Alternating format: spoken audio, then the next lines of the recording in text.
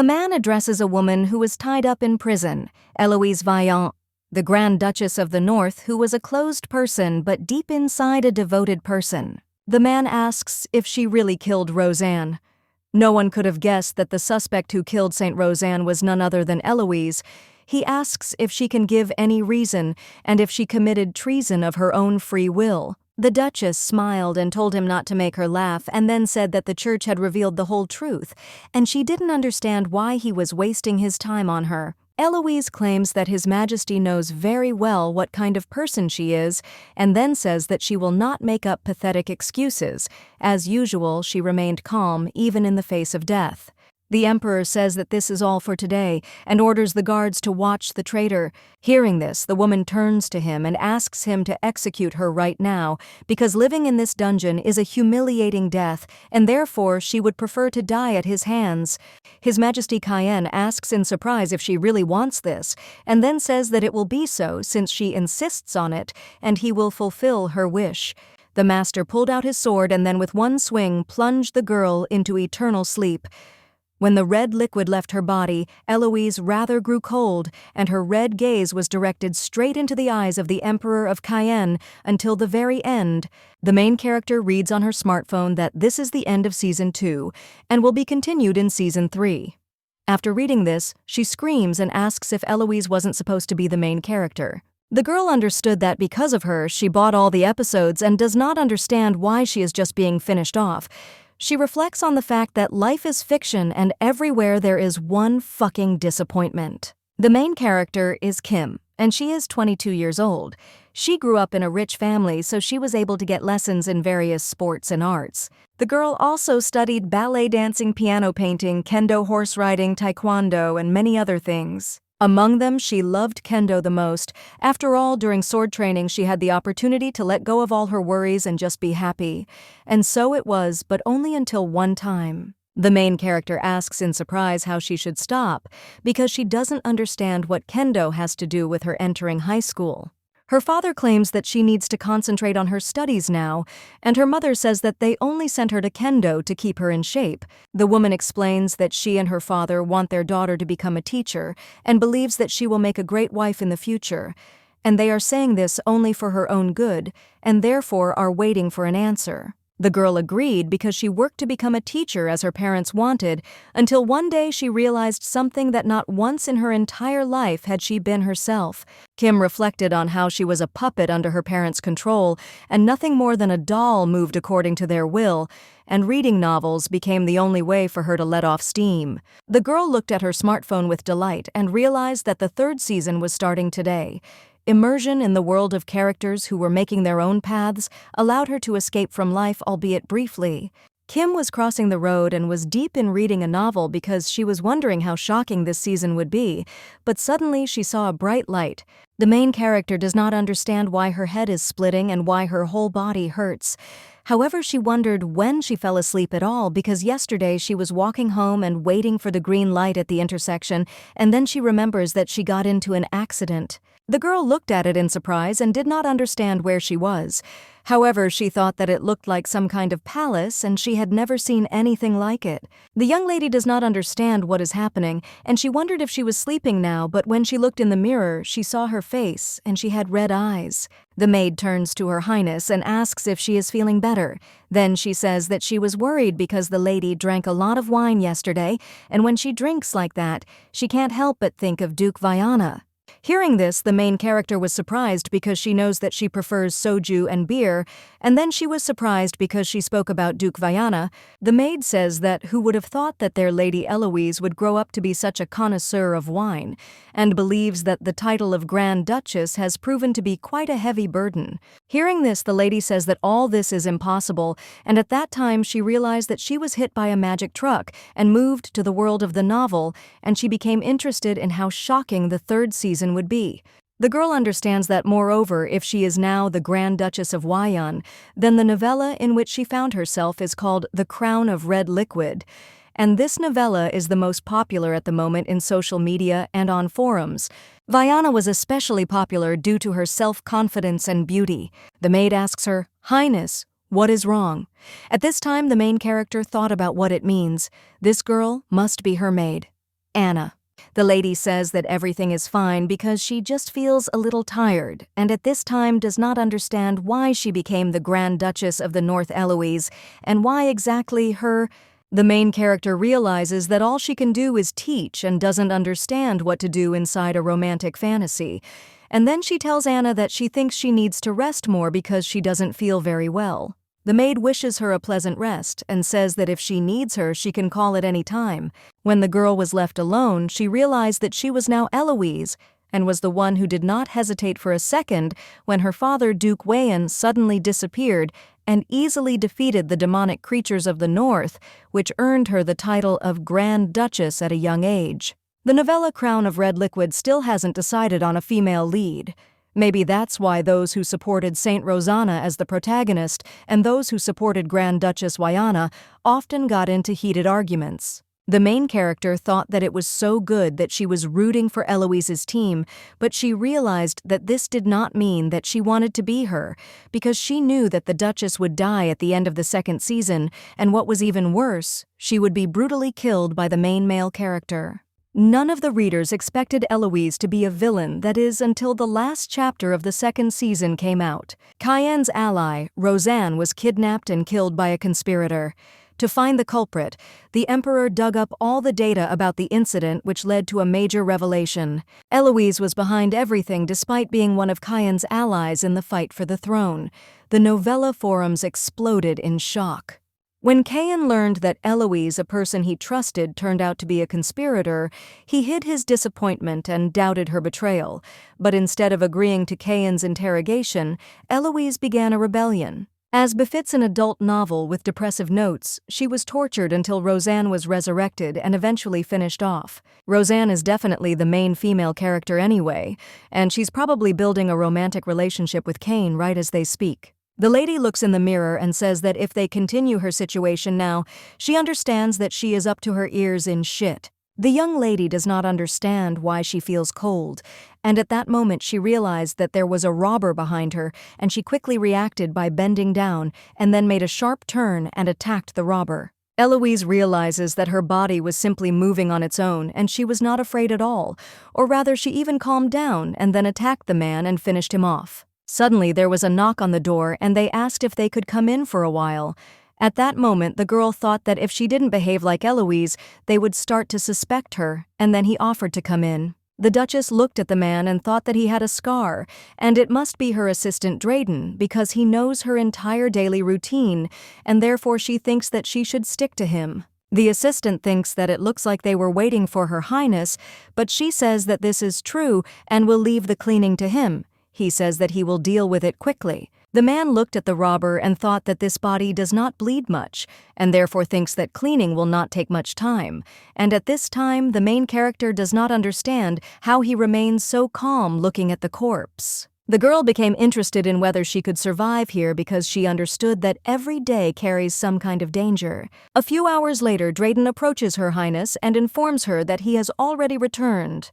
The lady asks what he did with the body. The man replies that he left it at the border as always.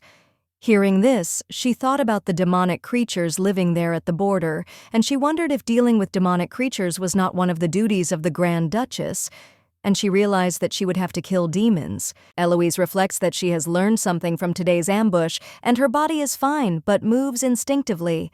However, she understands that controlling the psyche is not easy. The main character says that this is a good job, and at that time she thought that she should be calmer because she cannot make rash decisions because this body belongs to the Duchess herself, and as she understands, her life is constantly under threat. Dryden asks what the plan is for today and reports that Johann requested an audience and wanted to discuss the knighting process. The lady says that she will take care of these things right now. He says that she just happens to be on duty at the border post today and suggests stopping by on the way. Hearing this, the lady was surprised, and he asked if she was not happy because she thought this was a good opportunity to practice. Eloise thought that she could get rid of the killer so there shouldn't be any problems with a couple of demons, because she believes that it is not the strongest or the smartest who survives, but the one who adapts best to change.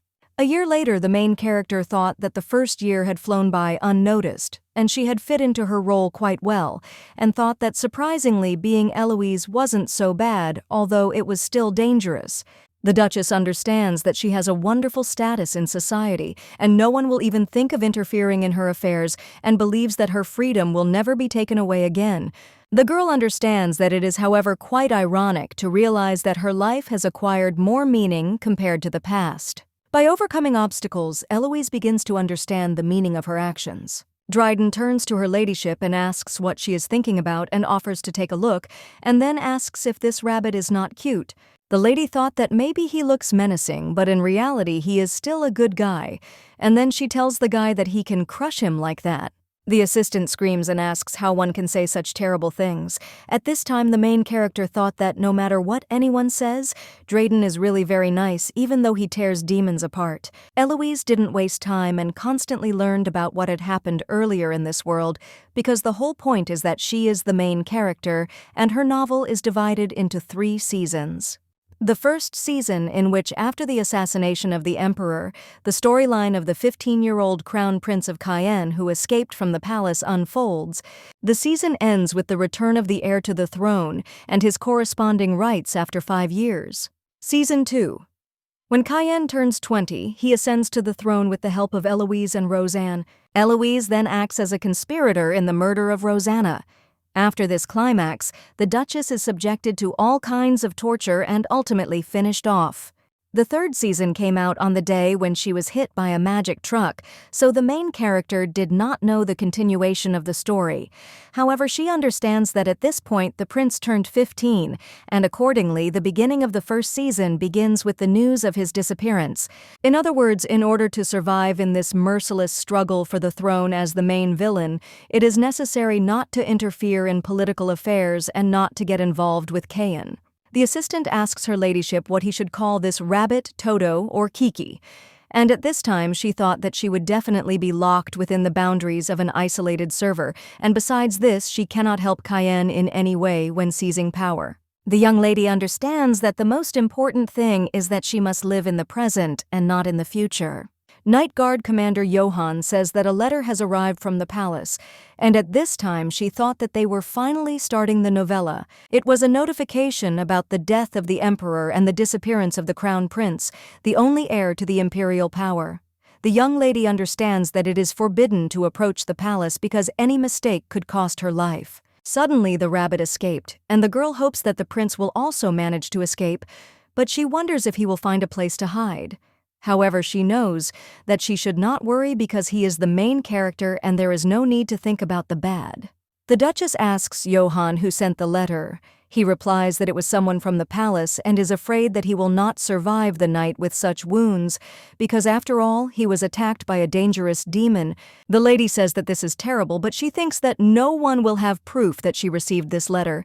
And then she says that from now on, this information is confidential and the letter must be burned. The lady says that they have never received such notifications and asks if he understood her words. Eloise realized that it was time to act and then tells the captain of the knights that her goal is simple and she wants freedom. And from now on, she is her own mistress and no one will dare to control her. The Duchess tells him to lock the northern gate and then tells him that now no one will leave this place without her permission. She thought about taking her true path that was destined for her by fate and swears to protect the promise she made until her last breath. A week has passed since the northern gates closed and the crown prince went missing, and the young lady began to enjoy every training session. The assistant informs her ladyship that this was the last one, and at this time the main character thought that he had a real split personality.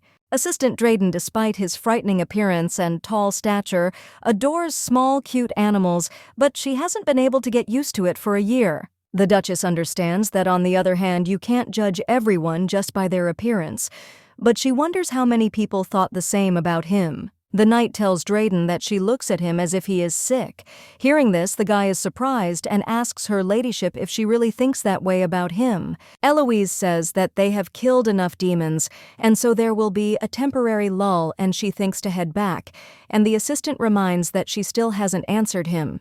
Johann tells the lady that demons have been acting strangely lately. She agrees with him and says that he is right, because each time the number of demons wishing to cross the border increases, and then asks if he can engage in their reconnaissance. The main character does not understand what it is, and believes that it is an ominous omen, and she understands that having become Eloise, her instincts have never failed her. The girl thinks that the wind is much colder than usual today, and then says that she will go first and offers to clean there. Dryden asks in surprise if she will go without them and also wonders if something happened. The lady replies that an uninvited guest simply decided to visit them. The young lady reads the book and says with delight that she really coped with it in one day. The Grand Duchess of the North has always had a lot of responsibilities, and looking at the work log it becomes clear how responsible a person she is. When the North falls, the empire will be destroyed, and there was written so as not to forget that with the dawn of the end marks the sunset of her life. The lady understands that for failure to do her job, she is threatened with death. In the original novel, there was a way to kill all the demons on the border with one swing of the sword, but this required the rise of a new emperor. The main character understands that she will have to wait for 5 years, but she believes that the riper, the fruit, the sweeter it is. After all, she will have much less work from the moment the demons disappear, and in the end, she believes that her life will flow calmly in its own direction. Eloise is thinking that she needs to return to the present because the demons are definitely multiplying now, and it is quite possible that something is already happening on her territory. The maid asks her ladyship what she is thinking about, and then says that letters continue to arrive from the capital, and she does not understand what to do with them all. At this time, the lady thought that they were all somehow waiting for her help in finding the missing crown prince, and then she said that she had a simple answer. The Duchess reports that the North is busy fighting the Dominion, so the Grand Duchess is forced to refuse any direct assistance. The Crown Prince did not disappear, he decided to hide, which created a lot of problems with finding him. And the main character understands that he is 15 years old, but he made a very clever move. The lady understands that it doesn't matter who he is, and if it weren't for his escape, the prince would have been finished off anyway, and then tells Anna that she can go. The girl looked at her hands and felt pain at the end of her finger, and she became uninterested in whether something had happened to the boundary stone. The boundary stone is not just a rock separating their lands, but also a magical barrier from evil demons, because it is created mainly from the human red liquid that belonged to Eloise, and therefore she is sure that this pain is directly related to this stone. The mistress turns to the maid and tells her to prepare her things because she needs to check something. Anna asks in surprise if there is anyone there. The lady looked at the stone and said that it was all as she thought because there was a smooth cut and someone used a sword to destroy the stone and cross the border. The maid tells her ladyship that, in other words, they really do have an uninvited guest, and therefore she thinks that it would be advisable for her to leave this matter for now and take a rest. The lady says that everything is fine, and she will find their traveler faster than the knights get here. Eloise saw a guy sitting under a tree, and he was wounded. Anna asks in surprise how he was able to get into the forest, and the lady says that he must be the one who tried to destroy the boundary stone. However, she thinks that it is too dark to see him, because he looks like a nice young man, maybe 15 years old, and then the main character realizes that he is the one everyone is looking for, and she is shocked by this. The maid asks her ladyship what happened because the lady is behaving very strangely. At this time, the main character thought about how her whole wonderful plan just collapsed, and then says that she thought that everything was going so smoothly, but what she now sees is a completely ordinary plot twist for a seasoned reader of fantasy novels. Eloise understands that of all the places where he could hide for 5 years, of all the places in such a huge empire, he chose the North. But she wonders what the Crown Prince is doing here. The woman kneels and addresses His Royal Highness, and at that time she thought that such a scene was not in the original novel, and it turns out that all these years he was hiding in the north on the territory of the villain. The Duchess wonders how he managed to get to the border forest at all. Suddenly the guy grabbed the lady's hand, and she says in surprise that he is feverish, and at that time she thought that his body seemed to be on fire. The Crown Prince says he found her and then collapses. The woman reports that his clothes are covered in red liquid, and the maid asks in surprise if everything is okay. At this time, the main character thought that right now they have two choices, and the first one is that she will leave the crown prince and return to the palace only with Anna. The second one, she returns to the palace with the crown prince, the main character of this novel. However, she understands that she prefers the first option, but there is still a high probability of running into a night patrol, and this will become a huge problem. Eloise understands that especially blonde hair gives away belonging to the royal family, and if the news about the prince's presence in the northern part of the kingdom falls into the hands of Duke Elysian, then she believes that it will not be possible to avoid meeting the royal family. The Duchess does not understand why this happened to her, but she believes that the situation must be assessed objectively and that only one outcome is possible. The lady turns to Anna and tells her to bring blankets because the crown prince needs to be covered, and then she says that they will return to the palace together. The lady says that the wound is not deep and believes that the red liquid on the clothes belongs to someone else. And at this time, she thinks who would have thought that she would bring it to the main character's chambers with her own hands. The girl believes that this should never have happened and believes that she still has time to end her life. The maid tells the mistress not to worry, because everything she saw will remain a secret. Her Majesty says that she relies on her and she can go. The main character looked at the prince and thought that he looked so beautiful even in such a deplorable state, and she realized that she had never met anyone more beautiful. Eloise thinks that there is no time to think about his appearance, but she thinks that Elion would be very useful. Elion is Eloise's only older brother. If you check the novel, he is currently serving in the Holy Knight's Guard and is unlikely to come to the north while there is chaos and confusion with the throne, especially since the emperor was recently killed. The young lady believes that even if Elion is fired for some reason, the possibility of him coming to the north will also be zero. Suddenly, the guy came to his senses and the main character turns to His Royal Highness and asks if she woke him up. The crown prince asks in surprise who she is. The lady explains that she found him in the forest and he called her by name and asks if he doesn't remember that. He replies that he doesn't remember. The main character wonders if His Royal Majesty remembers anything. The guy asks in surprise why she addresses him like that. The woman asks what he saw last. The young man says that he thinks he wandered through the forest until he saw a purple miner. Hearing this, the Duchess thought that he probably meant the boundary stone. The prince reports that it seemed to him that it was blocking the way, and so the only way out of this situation was to destroy it, and there was a sword at hand. Eloise asks if he remembers what happened before arriving in the forest. The young man replies that he remembers nothing, and she asks in surprise, "What about the palace?" Kyan asks in surprise what palace she is talking about. At this time, the lady thought that he really lost his memories, and then says that it can't be. The girl realizes that the main male character doesn't remember anything and thinks that this is a lousy situation, and at this time he looks at the lady and thinks that something is wrong. The prince asks if they treated his wound. The lady explains that his clothes were covered in red liquid, so they decided to treat the wound, and she apologizes. The gentleman suggests not to worry because he is very grateful for the help, and then says that he would generally like to take a bath. Eloise says that she will do it right now, and at that time she thought that maybe after the bath, at least some memories will return to him because she thinks that it cannot be that he lost his memory so easily. The young gentleman asks her name, and the lady replies that she is Eloise Viana. He repeats her name, and the lady does not understand why he addresses her informally while he has no memories. And the fact that she has already thought about it confirms his behavior to the proud prince. The lady wondered if he had really lost his memory, or if he was testing her. And the young man said that from now on he would only obey her Eloise. Hearing this, the girl thought that this was quite unexpected. The prince says that from now on he will follow all her instructions.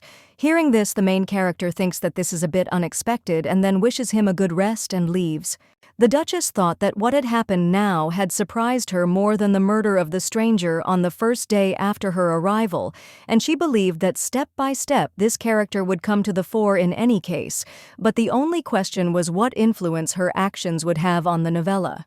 The main character understands that it was she who brought him into the house, which is why the plot changed, and if the consequences cannot be avoided, then wouldn't it be better to improve relations with the crown prince? The lady understands whether he has lost his memory or not. One thing remains unchanged because he called her by name and therefore understands with whom he is talking. Eloise thinks that while the prince is young, she needs to take advantage of this opportunity and gain his trust so that she won't be executed later.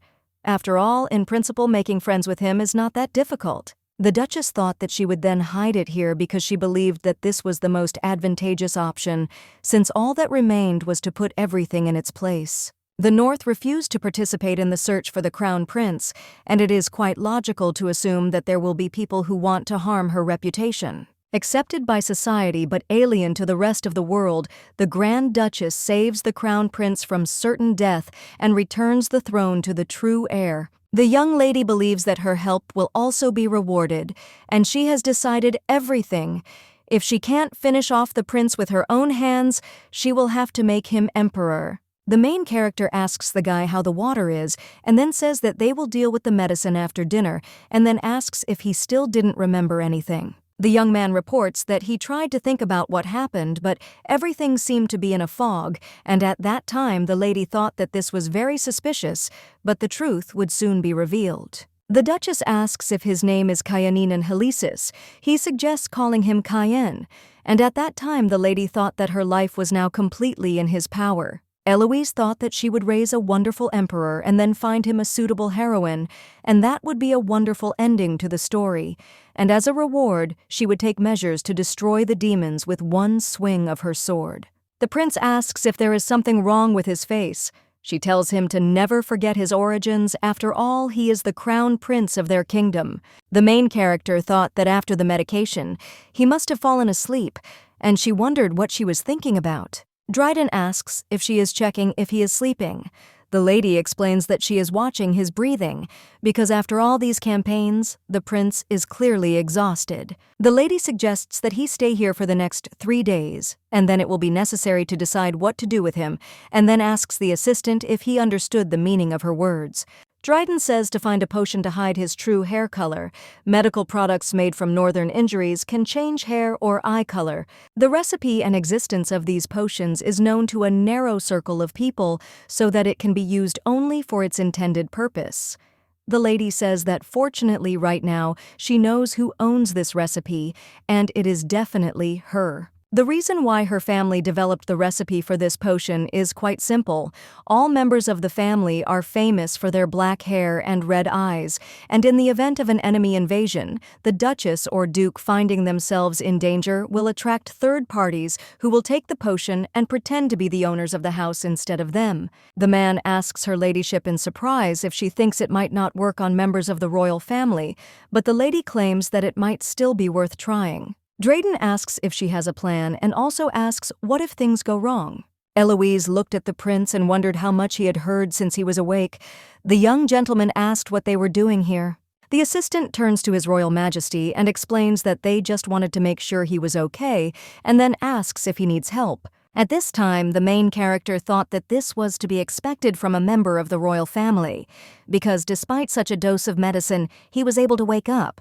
The assistant reflects on how he never thought that he would one day personally be honored to see the crown prince so ruthless at such a young age, and at that time he realizes that something is wrong, because he is definitely not the kind of person who is capable of smiling like that. Eloise realizes that he has lost his memory after all, and she wonders if he shouldn't act in accordance with his true nature. Dryden looked at the prince and did not understand what it was, because he was smiling so sweetly at the lady. Cayenne tells the lady that he had a terrible dream, and at that time, she thought that maybe his memory had returned. The young man reports that someone was following him, and the lady asks if he accidentally doesn't remember what they looked like. The guy explains that his faces were hard to make out, and he thinks their hair was the same color as his. Hearing this, the main character assumes that perhaps Duke Elysian was among them, but she believes that it is unlikely that he would not have pursued him just for the sake of this, in order to finish him off because the Duke is very cunning. So he makes a direct move despite the risks, which is not his style. The prince says that he is scared and cannot sleep, and the lady offers him to rest because she will stay next to him. He asks if she will sleep with him. Hearing this, the assistant was surprised and said that he repeated it again. The guy says that he wants Eloise to sleep with him. The Duchess reflects on how she has never seen such an expression on Drayden's face, because he clearly looked. Kyan claims that this is a very realistic dream, and that is why he is scared. The young lady tells His Highness that she is forced to refuse because she thinks that it would be better for him to offer such things to his future wife, and at that moment she began to wonder if she had refused him too harshly, because she thinks that it makes her feel awkward. The guy asks if she could stay with him until he falls asleep, and at this time the main character does not understand how she can refuse him, but she realized that this could be her chance, and this is the best time to get closer to him, because she thinks that taking advantage of such a situation is not such a bad idea. The Duchess agrees and says that she will stay with him and then moves to sit next to him on the bed. Hearing this, the assistant turns to Her Highness and informs her that he needed to discuss an important matter with the Duchess concerning her safety. She asks if they can talk about it later. The man says that then he will postpone greeting His Royal Highness and will wait for her in the drawing room, and then leaves. Kyan asks the lady if the man is her assistant, and the lady says that his name is Drayden. The young gentleman thinks that it seems that his loyalty knows no bounds, and the lady claims that he can be relied upon, Kyan on the throne anyway, because that was the only way she would avoid her fateful death. The prince says that if this is so, then he offers to take his hand and asks if she can hold his hand while he sleeps. The main character looked at his palms and thought that he would definitely kill someone with these hands in the future. The girl touched his hand and promised that she would be with him until he fell asleep. At this time, Dryden is thinking about how strange it is, because his gaze changed dramatically when he paid attention to him, and he feels that hiding something is nothing new to him, but deceiving Her Grace is because he is such a grown-up boy, and he cannot fall asleep without his mother. The assistant reflects on the fact that at such moments there is a lack of Eloin sulfur. Eloise thought that it was as if she suddenly had a son, although if you think about it, their age difference is only 4 years, and she wonders if this is possible. The lady asks His Highness how he feels and how his wound is. He suggests calling him Cayenne, and the girl apologizes and then says that she can't do that. The prince asks if she will call him Highness in front of other people. She realized that everything was noted correctly, since she believes that in the future it will be necessary to hide his origin. The Duchess called his name, and the guy said that he was pleased to hear it, and at that time the girl thought that she had never seen him smile like that, and therefore thought that her lot was not so bad. Eloise thinks that it would be cool if he was such a tyrant, but with her, he was a sweetheart. He would turn from a man who revered the main character and a respected person who cared about the interests of his loyal subjects. The lady asks how his wound is, and he says that everything is fine because it doesn't hurt thanks to her efforts. At this time, the maid thought that something was definitely wrong because she did not understand how a person could be so two-faced. The prince says that she was not his, and then abruptly takes his hand back and says that only Eloise has the right to concern him. Anna thought about how Her Grace wanted to help the crown prince take the throne in the future, and she realized that at such moments she missed Sir Eloin here. The man says that they haven't seen each other for a long time, and the main character comes out of the prince's room and says that he finally fell asleep, and she doesn't understand how he has problems with sleep at such an age. Suddenly the man grabs the main character by the hand and says, "It's nice to see her." She asks in surprise what Eloin is doing here. The young gentleman tells Ellie that he of course understands that she is extremely happy to see him, and asks if she doesn't think she should be more careful with how she addresses her older brother. The girl asks in surprise why he is here. The eldest son of the missing former Duke and commander of the Holy Knights defending Holy Eloine Viana. Contrary to what one might expect from the leader of the Holy Knights, he is a cold-blooded and cruel character. The fact that someone like him would suddenly decide to visit his sister in the north could only mean that he had an ulterior motive. Eloin asks why his little sister is so damn adorable, and then tells him that she's too embarrassed for her own good. Then he tells her that's just as he thought and asks why she doesn't retire from being a Grand Duchess, because she thinks it's too much work for someone so sweet and fragile. The girl claims that she will never do this, and at that time looked at her brother and does not understand how the cold-blooded Eloin can smile like that. After all, this is too different from the novel. The main character realizes that at first the prince who was supposed to be on the run appears in her castle, and now the apparently cruel Eloin actually turns out to be a loving brother who decided to visit his sister. She believes that if this continues, she will not be surprised if the missing count suddenly appears out of nowhere. The young gentleman asks if she is still confused by his appearance, and the girl asks why he decided to visit the north so suddenly. Eloin explains that it is obvious that this is because he misses his one and only irreplaceable little sister, and so he first invites her to sit down and talk. The main character says that she didn't think that his work would allow him to make such an informal visit to them in the north. He says that her big brother might be offended if she treated him so coldly. Eloise explains that she wanted to understand if he was sure that he could be here at a time when they do not have an emperor, and when she looked at the guy, she thought that his reaction was rather suspicious and thinks that it might be better to tell him about the prince. The young master asks how things have been in the palace lately and then reports that despite the fact that the crown prince is still missing, they are coping mainly thanks to Duke Elysian. Hearing this, the Duchess does not understand why he leaves such pauses between sentences, and she wonders if Eloin knows more than he wants to show, and then asks if this means that he came to the north in search of the missing prince. The brother replies that of course not, and then asks if she thinks he can do something that would put her in direct danger, because he heard that something strange has been happening in the forest lately. She says that's exactly it, because demonic beasts roam there unhindered and cross the border in large numbers. Eloin is a northerner and lived there until he was 15, and if he had not become a holy knight, he would have replaced the duke and simply put her brother knows much more about this place than she does. The young gentleman asks in surprise if she sent a detachment to reconnoiter the area. The lady replies that she did not because she wanted to avoid unnecessary casualties, and then says that he just tried to change the subject because she asked why he was here. The brother smiles and says it was so obvious, and the girl realizes he is definitely hiding something. He agrees with her and says she is right, because he is not here just to see her, and then tells her that he has been cut off from his service. Hearing this, the main character was surprised and asked what he meant, and at that time she thought that it was impossible for the Holy Knight protecting the Holy One to be cut off from service at such a difficult time, and she believed that he probably meant that something else was cut off. Eloise claims he's a poor thing and then says that, even though he's a churchman, he doesn't understand how they could cut it off. The young gentleman tells her to be sure that his manhood is the only thing she doesn't need to worry about, and then asks how she even came to that conclusion. The lady asks if he has really been relieved of his duties as a knight.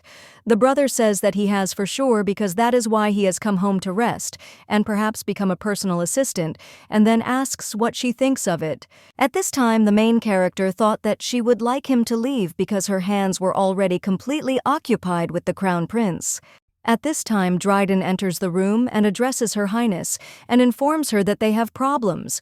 The young master asks if he means him by the problem, and the assistant objects and explains that he meant that the commander of the Holy Knights is heading towards them. Dryden is surprised to see that they have already met. Eloin asks what is wrong with the older brother visiting his younger sister, and then says that he is not even from a demonic creature, and wonders if he needs to be so tense. The Duchess says that he did not dare to frighten her assistant, and the gentleman asks if he could dare to do such a thing to the personal assistant of the Grand Duchess, and then looked at him and thought that this guy seems to be seriously striving for the position of his assistant. The main character explains that he acted only on her orders, and she told him to notify her first if he ever visited them. The brother asks in surprise why, and also wonders if she would like to be sure that she will be the first one to meet him. The lady tells Dryden that her brother is staying at the castle temporarily, and so he should be sure to let everyone know about it. She suggests continuing the conversation tomorrow, as she still has a lot to discuss with him. Eloin asks his sister why she looks like that, and the girl suggests moving straight to what he wanted to tell her yesterday. He asks in surprise why exactly. The Duchess reminds that he said that he was suspended from service, but there are not many people with the authority to do so, and of course there is Duke Elysian. The guy says that as he thought his sister is a genius, and the lady says that this means that he sent him into retirement to show her her place. Eloin says that he was probably already getting on his nerves both as the Grand Duchess's older brother and as the commander of the Knights, and that he most likely took preventative measures to prevent his influence on the church through the Holy Virgin. The girl asks if he has any desire to return to the Knights. He thinks that sister must be joking. The main character understands that her brother never wanted to be a holy knight, and he simply had no choice. And since he needed to learn to control his holy power, since no one in the house had such a gift, he was truly special. Eloin went to the capital, and due to the sudden disappearance of their father, Eloise had to succeed him and become the Duchess. The young lady says that if she thinks about it, she thinks he should stay up north for a while because she has a bad feeling about what's going on. In the original, Eloin dies, which is expected since Eloise is also destined to die in the end. However, in reality, he had a chance to betray his sister and save himself. But in order to fulfill her will, he gladly sacrificed himself, and moreover, Eloin adored his sister so much that without his help she would most likely never have been able to finish off the most holy one. The young lady ponders that while she is thinking about it, someone needs to teach Kian how to use a sword, not to mention that Eloin knows much more about palace affairs than she does, so it would be much better to keep him to herself. The girl says that she is his little sister after all, and then she asks if he thinks that she could do something that would put him in direct danger. Hearing this, the guy asks in surprise when his sister grew up so much, and she says that to be honest, she also needs his help. The brother asks if this means she is ready to appoint him as her personal assistant, Eloin objects, and explains that she simply needs a fencing teacher for the crown prince.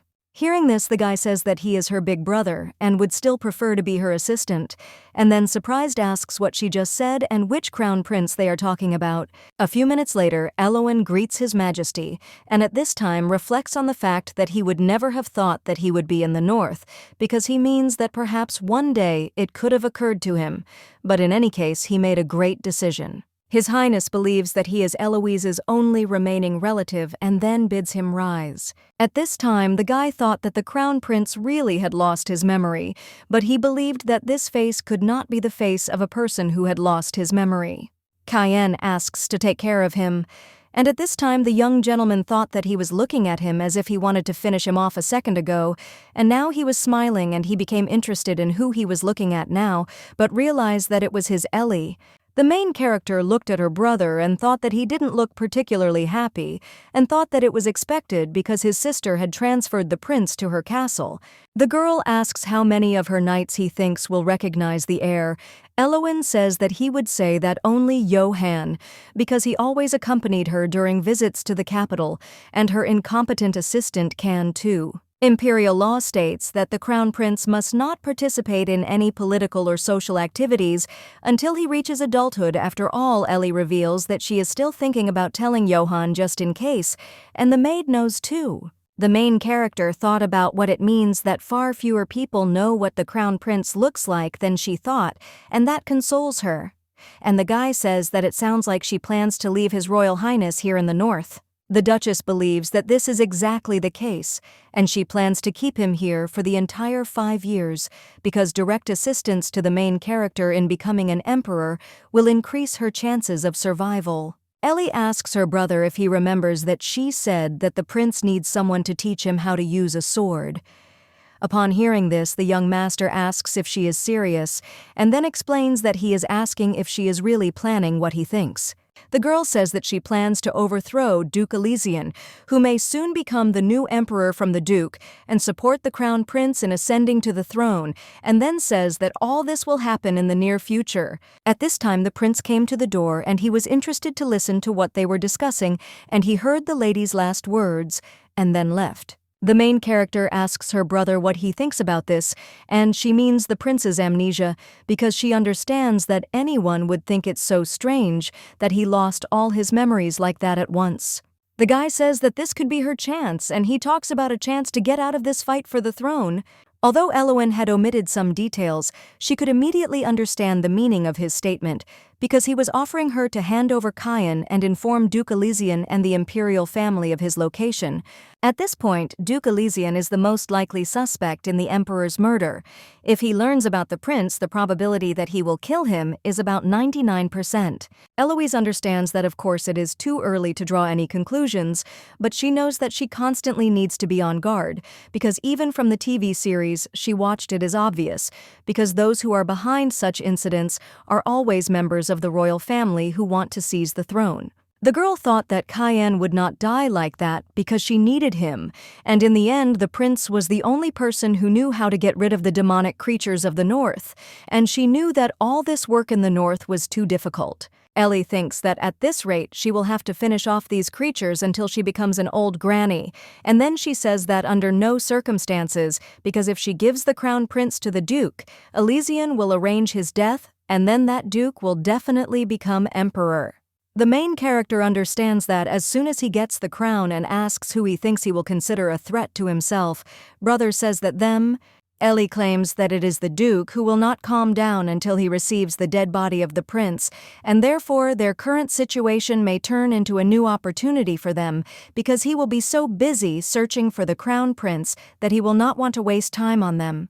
The Duchess informs that there is only one way to ensure that they all survive, because they must use any means necessary to ensure that Cayenne ascends to the throne. The young lady realizes that as long as she doesn't follow the plot of the novel and leaves the Holy One alone, then she and the Holy One will both reach a happy ending. The girl offers to raise the prince as well as they can here in the north and put him on the throne. Hearing this, the guy smiles and agrees, and then says that if this is what she really wants, he will not argue. Ellie says that at the moment it is important for them to figure out whether His Royal Highness has actually lost his memory, and if this turns out to be true, then they need to help him regain his memories, and asks her brother if he knows anyone who could help them. Eloin reports that there is one person on his mind and he will try to find him. The main character came to visit the prince and saw that he was sleeping, and she was glad that he was recovering quickly, but she was a little nervous that he wanted her to hold his hand every night before going to bed, and she thought that she would raise him well because she could handle it. The young gentleman asks if His Royal Highness has finally fallen asleep. The lady thinks that maybe it is because he has been through so much and continues to toss and turn. Elian asks his sister how she is going to tell her knights about this, and thinks that it is probably time for him to tell her since the expansion of the northern influence is now critical. The young master believes that they can use the prince to strengthen their power. The main character says that she is thinking of using the prince to catch some rats, and then asks him how many spies from other houses he thinks are currently in her castle. The guy says he's not sure and then asks what she'll do when she catches these rats. She says she'll deal with them personally because that's the only way they do business here in the north. Eloise stayed up all night and organized everything that she and her brother discussed the night before, which was to track down the spies sent north by Duke Elysian. The girl must disguise the prince with a magic potion and begin his training with training, and also assess the status of who is in the capital and inform her close comrades in the identity of the Cayenne. The Duchess realizes that on the other hand, Eloin should be back soon, and then says that she is going to go to the border for a short while. The brother asks in surprise why at such a late hour and for what purpose. She explains that she needs to restore the boundary stone damaged by His Royal Highness. Eloin says that he will head to the border, and she is more experienced in potion making than he is, and therefore suggests staying here and doing it. After all, he thinks that they should at least start with changing the color of His Royal Highness's hair, since his blonde hair stands out too much. After a few hours, the main character thought that it smelled quite nice, and even though she had brewed it following Eloise's notes, she didn't know if she had done everything right. The girl became interested not only in whether it would kill him, but in the end, he was the main character, and in any case, it seemed to her that she would die if she had to brew this potion again. Eloise knows that it works for about 6 months, and to continue to hide the color of his eyes and hair, she will have to do it all every 6 months. The main character does not understand why there are no trade unions in this world, because so much work should be considered suicide, and I wonder what kind of life Eloise led. The assistant turns to Her Highness and says that he saw that Sir Eloin left with Johann. She explains that he went to repair the boundary stone, because for this the red liquid of Wayan is needed. Hearing this, Dryden thought about what it meant that they didn't tell him anything again, but he was her assistant, and the lady asked him to tell her how things were in the capital. The man asks what exactly she wants to know. Eloise wonders if there was news of His Majesty's funeral. He replies that if you trust the raven he sent to the capital, the funeral will take place in 10 days. Hearing this, the main character understood that it meant that the funeral would be held almost a month after his death, and then she asked what rumors were going around about the whereabouts of the Crown Prince. He said that so far no one suspects them. The lady states that the throne cannot remain empty at such times and asks if there is any news of the coronation. The aide replies that it looks like the capital is planning to hold it immediately after the funeral. The young lady thinks that it is good that the events are happening according to the plot of the original novel. Dryden apologizes and then asks if Her Highness will be okay, as she believes that it could be dangerous for her to protect the prince. She claims that she will take care of herself, and when Johann returns, he should escort him to her chambers. The main character asks the prince if he slept well. Cayenne replies that he was scared when he woke up because she was not there. The lady apologizes and then explains that she had to go away to prepare a potion. The young gentleman asks in surprise what she is talking about, and the Duchess reminds him that it is about the potion she spoke of earlier because it will change the color of his hair and eyes. The girl says that he will have black hair and red eyes just like hers. Cayenne asks what she wants, and at this time the main character thought that apparently his color somewhat repels the child from drinking, and then asks if it is too discreet to offer it to him right in the morning. The Duchess says that they can reveal his presence after his wounds are healed, and the guy objects and says that he will drink it after all. She is the one serving it, and that is what is more important, and then asks if she still likes nice things. Hearing this, the young lady does not understand what he means and asks about it. The man tells Ellie that he has brought Johann, and the main character asks to let her introduce him to her people first, and the prince agrees. At this time, Joachim looked at the gentleman and thought that he did not even flinch, and he sees that this gentleman is the same as always, and he thinks that in any case, since Sir Eloin returned here, the knighthood must be in ruins. The gentleman asks Joachim how he managed to keep an eye on the forest so that the boundary stone ended up in such a position. Hearing this, the man asks for forgiveness, and the gentleman claims that his task is to ease the Duchess's responsibilities and not to bother her with minor problems like this. Eloin thought that he was in a bad mood since he met the prince, and thought that he seemed to have something planned for his sister, not to mention that Duke Elysian was still unmarried, so he needed to find a wife when he was crowned. The young master ponders that perhaps he considers Eloise a suitable candidate for his empress, and then says that he will not allow him, and whether it is the crown prince or the future emperor, he has not, for a second, had the thought of giving his younger sister to either of them. Dryden asks His Highness, and he then reports that the lady ordered him to bring Joachim to her as soon as he returns. Hearing this, the gentleman thought that he was probably going to introduce him to the crown prince, but did not understand why he was smiling so stupidly. The knight captain tells him to lead him, and at that time he thought that he knew that returning to the north was a good idea because he is not ashamed of being removed from his post, and initially did not want to be the commander of the Holy Knights. The assistant informs the lady that he has brought Johann. At this time the man thought that he did not like being in the capital. The gentleman says that from this moment and from this second, they must keep secret everything they saw and heard, because if even one word about what is happening in this castle slips out, he will personally cut off their heads. The man thought that his role in the north was now clear, and if someone even tried to go against the wishes of his little sister, he would not let them go easily, and this also applied to the crown prince. The captain of the knights greets Her Royal Highness, and at this time the lady looked at the prince and thought that such a face was most likely closer to his true essence than the smiling one that he showed only to her. Ellie reports that these are people who work with her to help His Royal Highness regain his throne. In the original novel, they all died along with Eloise's people, and her allies were brutally finished off by those beautiful, gentle hands.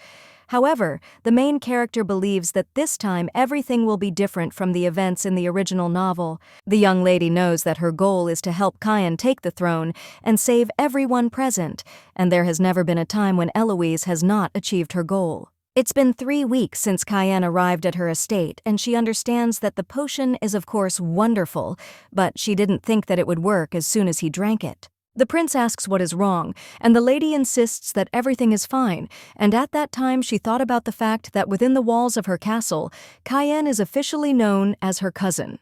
The official version is that the previous Grand Duke of Eloise's missing father had a half-brother, and that half-brother's son turned out to be a Cayenne.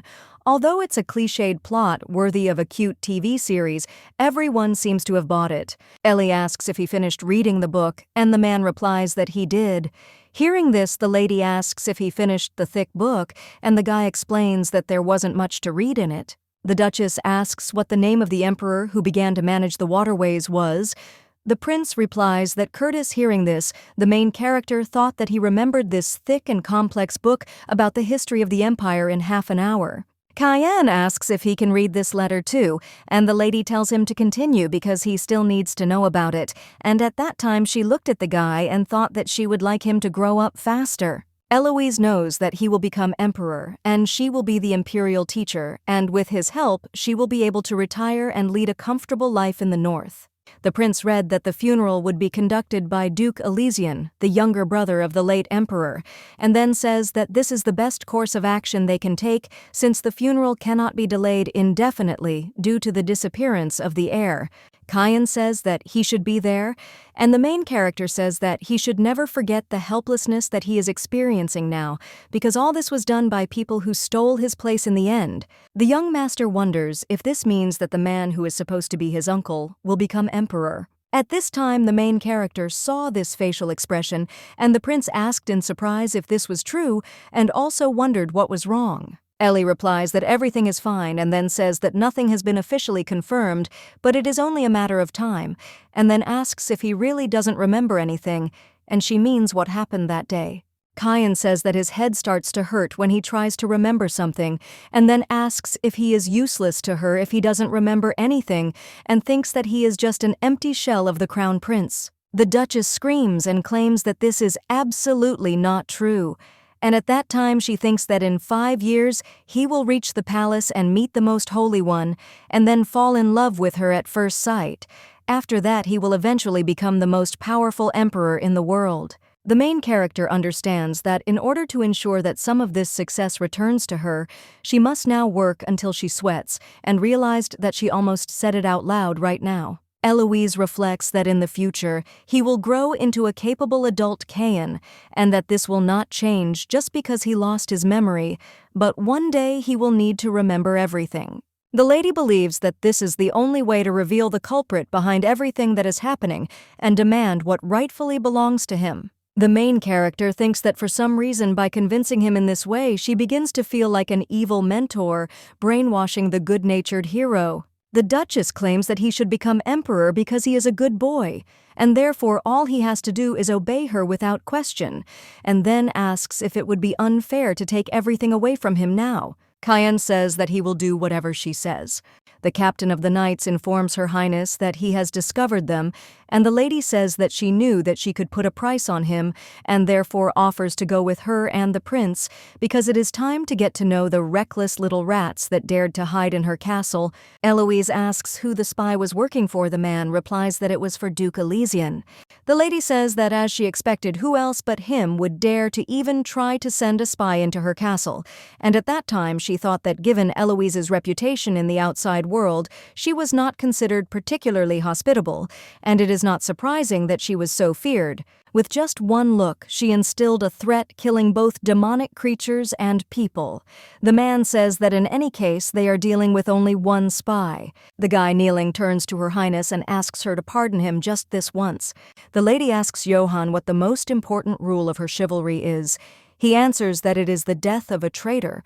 The lady says that she didn't think he would have the courage to do such a thing considering that his family lives here, and she understands that the Duke's dog was hiding in her castle. The traitor turns to Her Highness and says that only this time he asks for mercy and swears loyalty to her for the rest of his days. The Duchess says that his understanding of loyalty is frivolous, and therefore she will take into account the time he spent working next to her. The guy asks Her Highness to pardon at least his family, because they knew nothing about this, and he swears this. Eloise informs that his honor will not be tarnished in front of his family, and they will assume that he was killed by demonic creatures during a hunt. The man tells the Duchess that he promised to teach her how to rule her subjects, and then suggests that she watch carefully because that is how he rules his subjects, and then he plunged the traitor into eternal sleep. The Duchess says that if one day he realizes that someone has betrayed him, then he should make sure that he is punished as well, and at that time, I thought that I shouldn't have smiled like that while she was all in red liquid, because she thinks that she probably looked like a bloodthirsty killer. The main character thought that she should console the prince and encourage him, not traumatize him, because she sees that his face has turned red and thinks that this has shocked him so much. The lady asks the prince if he is okay. Cayenne claims that he is fine and will never forget her advice. At this time, the young lady thought that sometimes his gaze was very frightening. The captain of the knights asks her ladyship what he should do with the body, and at that time he noticed that the prince was holding the Duchess's hand, and he became interested in what he was thinking about. Her Highness suggests making it look like he was attacked by a demon, and returned the family's body, and then asks if Johann is listening to her. At this time, the main character does not understand why Johann looks like he saw something he shouldn't, and she wonders what's going on in his head. The prince turns to the lady and invites her to return, since she no longer needs to stay and control what they do with the body. The girl thought that he didn't look as traumatized as she thought, and thought that it was a relief for her, and then said that she didn't need to stay and agreed with him. Ellie thought that she would be able to take her hand, but the prince grabbed her and asked her not to let him go, no matter what happened. Let her never do this and not let him go. The prince says he needs to rest a little in his room, and the lady asks in surprise if he feels bad. He explains that he is fine, but thinks he will feel even better if he rests. The Duchess reflects on how she thought such a scene would have shocked a child who had lost his memories. At this time, the young gentleman, when he came into the room, did not understand why, because he was an ideal heir from childhood, and to put it mildly, he looked quite mature, but to be honest, he was a child who behaved too maturely compared to his peers. The guy remembers that one day he was heading to training as usual, and it was a warm spring day. And among all the bright beauties, this girl with raven-colored hair immediately caught his attention. The young gentleman asked what she was doing there, and the lady replied that the rabbit looked so cute. The prince realized that she was the daughter of the Duke of Villainess from the north. The girl asks if he is in a hurry to train, and then says that His Royal Highness will be scolded if he is late. Hearing this, Cayenne is surprised and asks if she knows him, and the lady says that he is the crown prince, and asks if she said it correctly. The boy says that he also knows who she is, and then says that she is the daughter of the Duke of Villainess. The young lady suggests calling her Eloise. The prince asks why she is here. Ellie explains that the rabbit looked so cute that she followed it and ended up getting lost. The young gentleman asks if she likes cute things, and at that moment, the rabbit runs away. Cayenne asks if she wants him to take her to Duke Wayne. She replies that it is not necessary because her older brother will be here soon, and then asks His Royal Highness how long he has been training. When the girl approached the guy, she realized that he was quite short, but he thought that this lady was very tall. Ellie says that in fact she also trains with a sword. Hearing this, the young master was surprised because she is a girl. And the lady says that she never knows what will happen because one day she may become a duchess. The prince claims that the duke already has a successor and then asks if that is not true. The girl says it was a joke and she is taking lessons to be prepared for the future. He asks in surprise what she is talking about. Ellie explains that she means that she must protect the North and then states that he must also study hard because he needs to protect the people of their country. Cayenne asks if she ever thought about becoming an empress in the future.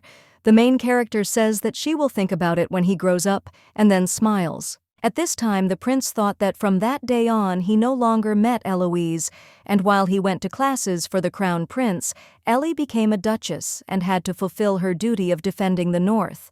Kyan thought that he only remembered Eloise's face once when he received the news that she had become a duchess, but he thought about it because it would be wise to get her on his side, since she would be a good asset when he ascended to the throne. Sometime after his father's murder, the boy escaped from the ambush of assassins in the imperial palace, and at the same time rode north without thinking. Kyan thought that he was not so stupid to go through the main gate to the castle because the only way out was to cross the border and go into the forest, but he had to fight with demons that attacked from all sides. The prince remembers that it happened just at the moment when he managed to break the boundary stone and enter the forest, and those damn demons, and the boundary stone completely exhausted him. Eloise Viana, Grand Duchess of the North, and the only person with the power to oppose the imperial family, the prince reflects on how he has dedicated his entire life to gaining the throne and is not going to give up so easily. At this time, the young gentleman does not understand why he wants to sleep so much right now, and when the girl saw him, she asked what she should do about it, and at this time he heard a familiar voice, and then said that he had found Eloise. When the young master woke up, he did not understand what this place was. The maid told the mistress that all she did was help her get rid of the murderer's body and return to the castle, and therefore let the Duchess not worry, because she will keep everything she saw a secret. His Majesty does not understand why she treated his wound and believes that the fact that she did it without asking for anything in return does not mean that he can trust her. The guy knows that he has never trusted anyone since childhood, because in fact, growing up in the imperial palace made him like this, since he was attacked by killers from childhood, and even the nanny, whom he considered a close person, was in cahoots with the killers. The young master knew that trusting someone would be the stupidest thing he could do, the crown prince. After all, he wondered if Ellie would really remain loyal to the crown prince who had lost his memory. Kyan knew that his plan was to test the Duchess's loyalty by pretending to have lost his memories. The prince thought that he had managed to reach the north, but he did not understand what he should do now, because he had said that he had lost his memories, and she, without the slightest hesitation, believed all his words. The guy understands that most people wouldn't know what to do, but she offered to address him as the crown prince and allowed him to use the bathroom, and he said that from now on he would only listen to her and smiled sweetly while saying this. The young gentleman believed that people are instinctively drawn to cute things, and he realized that he needed to be a cute boy, because the North is the territory of the Grand Duchess, and to lure her to his side means to gain the support of the entire North too. Kyan believed that in order to become stronger and take the throne, he needed Eloise, and from that day on he continued to try hard to please her and win her favor with his sweet and naive behavior. His Majesty thought about it, however, as with other people, he did not plan to show her his true feelings, because this was not at all part of his plans. The young gentleman does not understand why at that moment his heart began to hurt, and he did not understand what was happening to him. The next day, the main character asks him if he feels well, and the prince asks in surprise what she is talking about. The lady explains that she recently killed a man and he saw it all, and therefore began to worry as soon as he went to rest in his room. Kyan claims that he is fine because she was just doing her job and it was done to protect him, and then asks if that is true. The Duchess says that, to be honest, she thought he was shocked by what he saw, especially after he lost his memories, and she means that he wouldn't have been shocked by something like that before. The prince asks in surprise why she is behaving so formally with him, and then reminds him that he already said to call him by his name, and even if the memories return to him, he wants her to call him by his name. The main character addresses His Royal Highness and informs him that only one person has the right to address him that way, and that is the Empress. The lady thought about that. In other words, she is talking about the saint who is currently in the capital. After all, it has been quite a while since she asked Eloin to monitor her actions, and she is interested in how things are going for him. The girl doesn't even know how true the image of the saint she imagines is, and the prince says that she is allowed to call him by his name. Hearing this, Ellie thought that in the imperial family, the name plays a big role, and he so easily allows her to use it. By imperial law, the names of members of the imperial family, with the exception of the emperor himself, are not disclosed to the general public. This law was made in order to prevent crimes committed under the name of the royal family. The main character does not understand why he insists so much that she calls him Kyan. The prince explains that he has no one else who could call him by his name, and there was no one before either. Eloise agrees with him and claims that this definitely didn't happen in the past. And then she realized what he said and asks if his memories have returned to him. The young gentleman replies that he remembered snatches of moments in his life, and he did not tell her anything about it because he was worried that she would start treating him formally if the memories returned. The young woman claims that this is not true, and then says that until he changes his attitude towards her, she will not change it either, and if his memories return and he wants her to address him as the crown prince, then she will do so. The lady says that if he wants to leave everything as it is, then she will follow his wishes. Hearing this, he asks in surprise if this is true and if she promises him.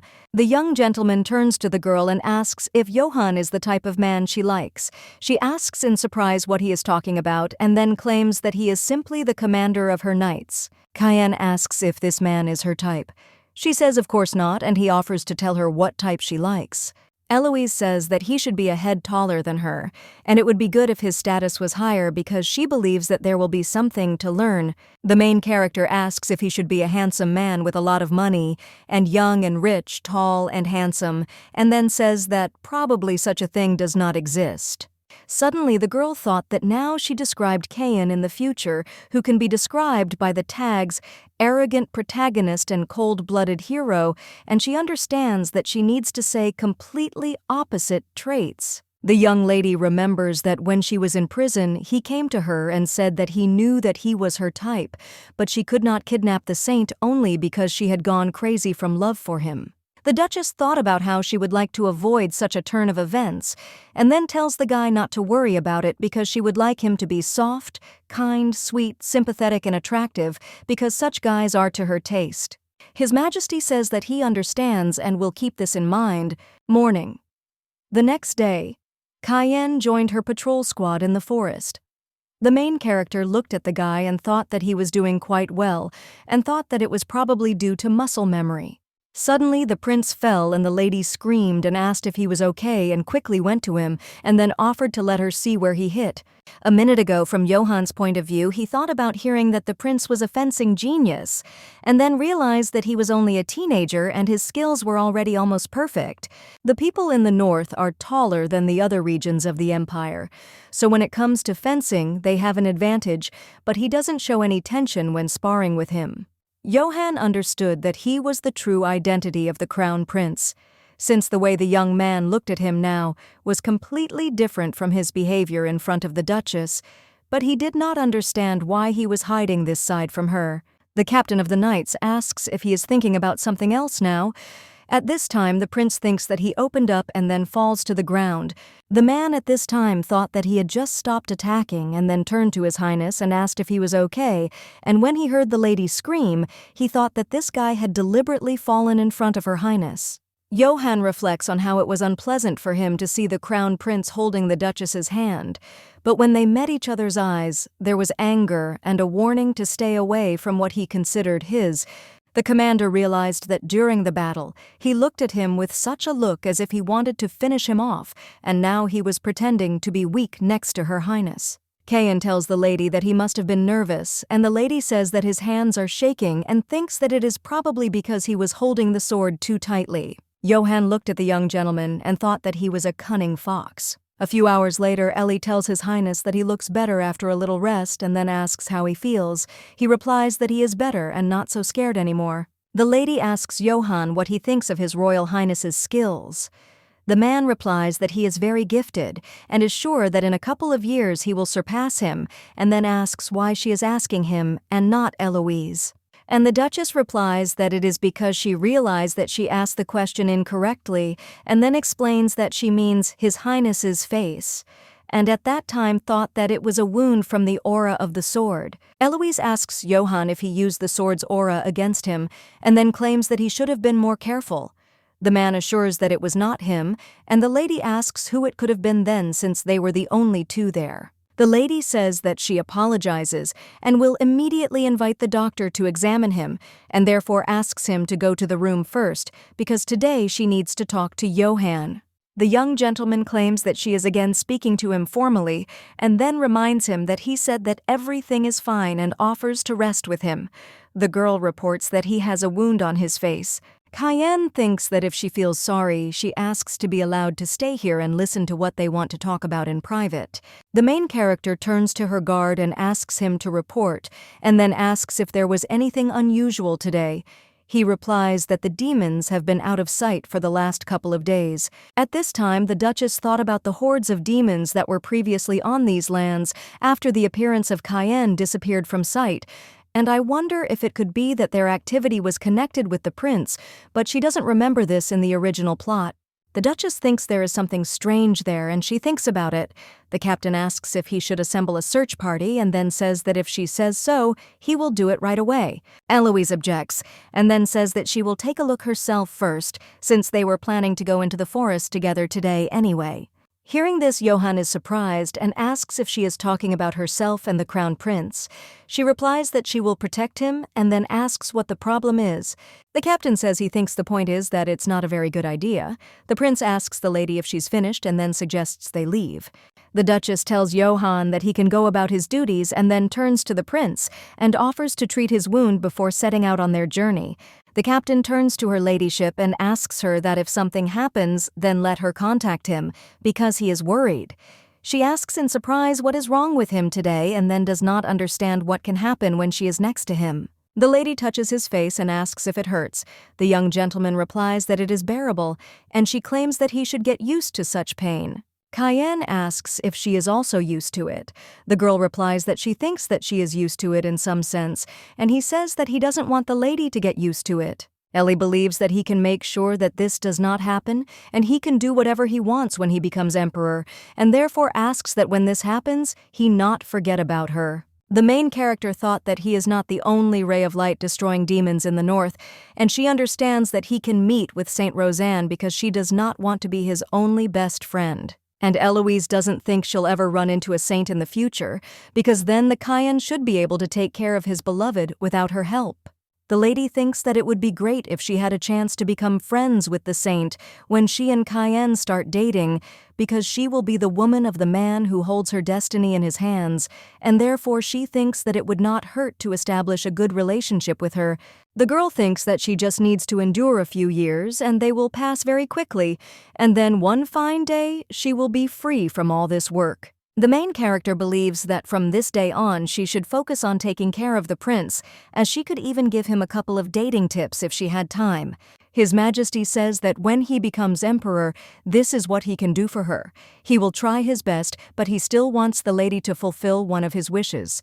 The Duchess agrees with him, and at this time does not understand what a 16-year-old child could wish for, and thinks that it is unlikely to be something serious, and then says that she promises. Ellie says that of course she can fulfill one wish of her savior, which will help her get rid of this endless work. His Majesty says with delight that this is excellent because she promised. Cayenne, while in the forest, says that he is familiar with this place, and he remembers what happened after he crossed the border. Although all his memories up to this point are vague, the gentleman says that the boundary stone that he damaged must be somewhere here. Ellie took it in her hands and said that here it is, the boundary stone that was on his way, and the young man claims that he is sure that he damaged it then. The lady reports that her brother has subdued him. The prince reminds her that she said that her brother is now in the capital, and then asks if he will return here. The Duchess replies that he should return within a few days to complete the task, and if he finds the right person in the capital, then this person should help find the cause of his amnesia, and therefore she is sure that he will cope with the task and return in the shortest possible time. The main character turns to the guy and asks if he remembers how he managed to cross the border, and at that time I thought that if the prince could cross the border and penetrate the north, then that means that someone else can too, and therefore she must know how he did it in order to protect the north. Cayenne says that he thought that going through the main gate would be dangerous, since there might be spies nearby, so he decided to cross the border into the forest, and it turned out that there were fewer demons than he expected. Hearing this, the lady was surprised and asked if there was a little demon, and remembered that on that day they spent the whole day destroying demons in these forests. Ellie thought that the prince must have crossed the border after they finished, which was expected from the main character because luck was on his side. The young gentleman turns to the lady and says that behind her, and at that time she thought that even without turning around, she could easily tell that a demon had appeared. The demon appeared because of her manipulation of the boundary stone because she wanted to summon the demon and test it. If the demon is here, then he should prepare for battle and draw his sword, because Kyan should not stand there and shout her name, and does not understand whether the girl should start the fight first. The main character thought that she was not trying to force him to save her because she even took a dagger with her just in case and wanted to test his skills at least once. The young lady ponders that if he does not want to use the sword, then she will finish off the demon herself and thinks that maybe he is not ready yet and therefore thinks that she should. The Duchess saw that the prince had dealt with the demon, and she got goosebumps, and when she looked at him she remembered that the prince had the same face when he portaled Eloise in the novel, and she realized that he would have the same look if she died, as in the original story. His Majesty turns to the lady and asks if she is all right. She says that he would have touched her a little more and then thanks the prince. The girl asks why he looks so depressed, and also asks if he was scared. He answers that he was a little scared. Eloise says that this is the first time for him, and once he gets used to it, he will react calmly to this and then claims that he is very talented and asks if he knows this. The main character says that not many people can kill a demon alone, and he did very well. And then she stroked his head. His Majesty asks if she wants him to be good at fencing. Ellie thinks that because that way he will be able to stand up for himself if something happens in the future. The girl says that he will be attacked by mercenaries, and it is not only about protecting himself, because one day a person may appear whom he will need to protect. The main character asks in surprise what happened. He says that he wants to hold her hands, but they are both in a red liquid. At this time, the lady thought that she was sure that Kyan was not such a person in the novel, and thinks that maybe he is more gentle than she thought, and then says that everything is fine because her hands are dirty too. Ellie thinks about the fact that he is not yet the scary protagonist of the novel, but a 15-year-old boy, and he is still a child for her, and then she reaches for his hand and thinks about how his hand has become bigger, and now when she thinks about it, it seems like he has become taller, and thinks that children as a rule grow up quickly. The Duchess sent Elwyn and Dryden to the capital to find the right person who might know how to help Kyan regain his memories. The assistant informs her ladyship that he has already returned, and at this time the main character thought that he had returned earlier than she had. The lady sent her assistant after Elwyn for 2 reasons. First, she needed him to attend the funeral of the previous emperor, and second, to find clues about Kyan's memory loss. The lady says good work and then asks how the funeral went. Dryden replies that there was no problem. The Duchess says that she has many questions and they are not so urgent, and then asks if they can continue tomorrow. Hearing this, the man thanks her ladyship and then says that if he does not sleep, it seems that he will die. Ellie asks where her brother is, and he replies that he is in the living room. The lady says that she will go there alone and therefore suggests that he go and rest. Eloise asks the young gentleman if he has found the right person.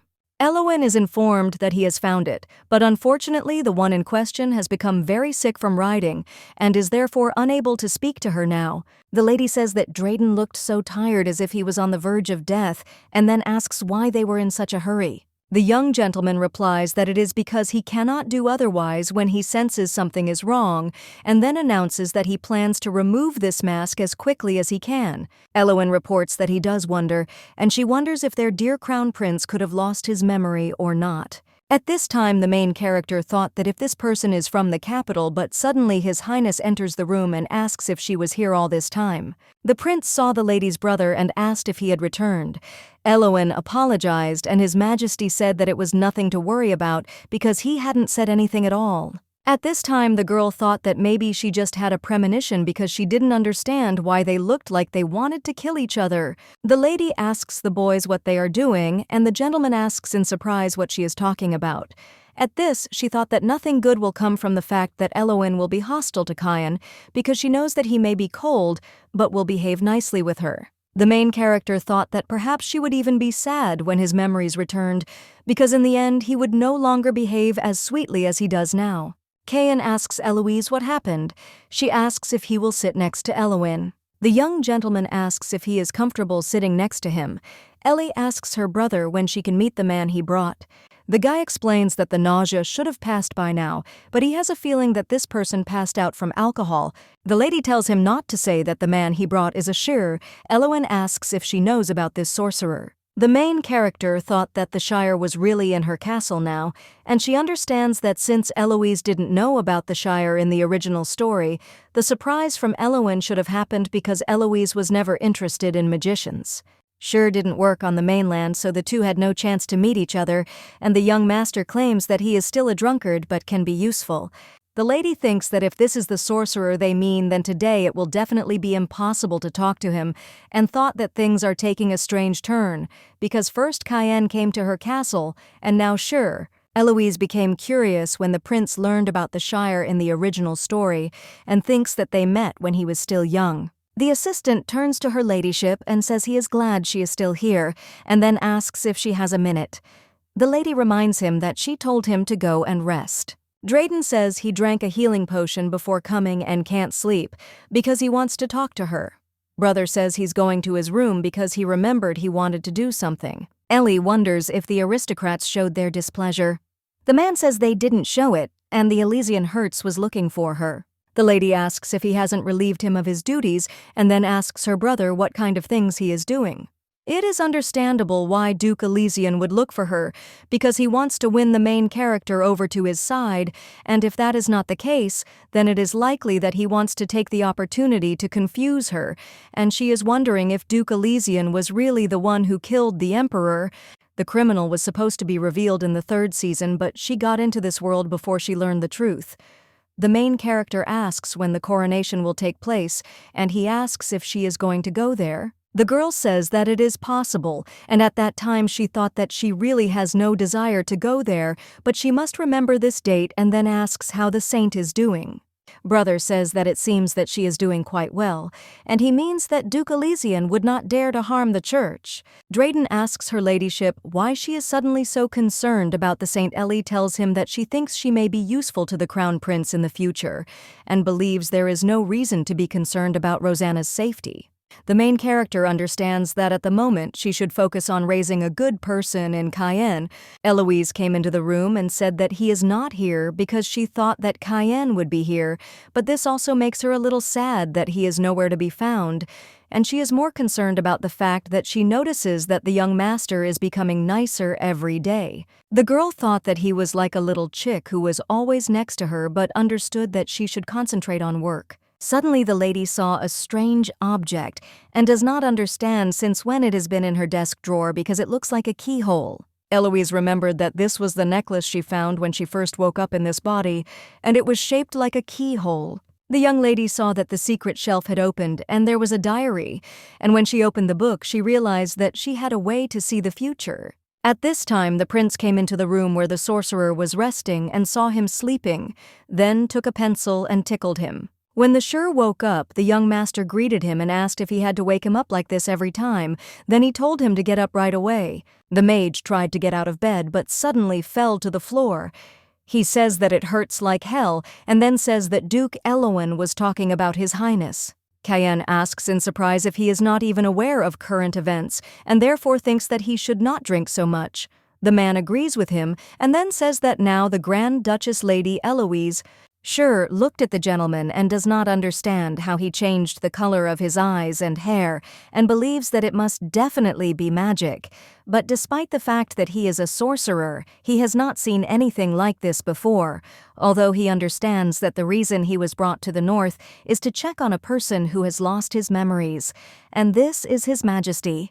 The man thought that if you forget that the crown prince is still alive, then that means he was hiding in the north all this time, and in addition to everything he lost his memories. The magician asks if it's a lie that he lost his memories, and the prince tells him to watch his words unless he wants him to cut out his tongue right now. Cayenne wonders if he has already forgotten that he once saved his life. 2 years ago he got into a fight, and when he was drunk he was almost killed, but suddenly he saw His Royal Highness. The prince claims that the sorcerer never forgets to repay his debt, and then asks if he is right. The man agrees with him, and at that time thought that he was lured here by the commander of the Holy Knights, who offered to try the liquor in the north, but he did not even imagine that he would bring it to the crown prince. His Majesty tells him to lie about his memories of Eloise. The man understands that the payment of his debt is a lie in his memories, and he was scared because of such a trifle, and then asks what lie he is talking about. The prince explains that he must tell the lady that his memory will return slowly and very, very slowly.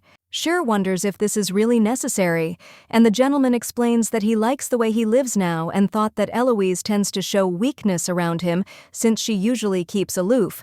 The young gentleman thought that when he happily looks at her with sweet eyes or pretends to be upset, she smiles at him and seems to be trying to console him, and he likes this smile. Cayenne isn't sure why he likes Eloise's smile so much, because he knows that she definitely won't be happy to hear that he cheated on her, and so the man will need to lie to her. The sorcerer asks if he lied about having amnesia, and then says that he thinks the Grand Duchess would be willing to let things slide.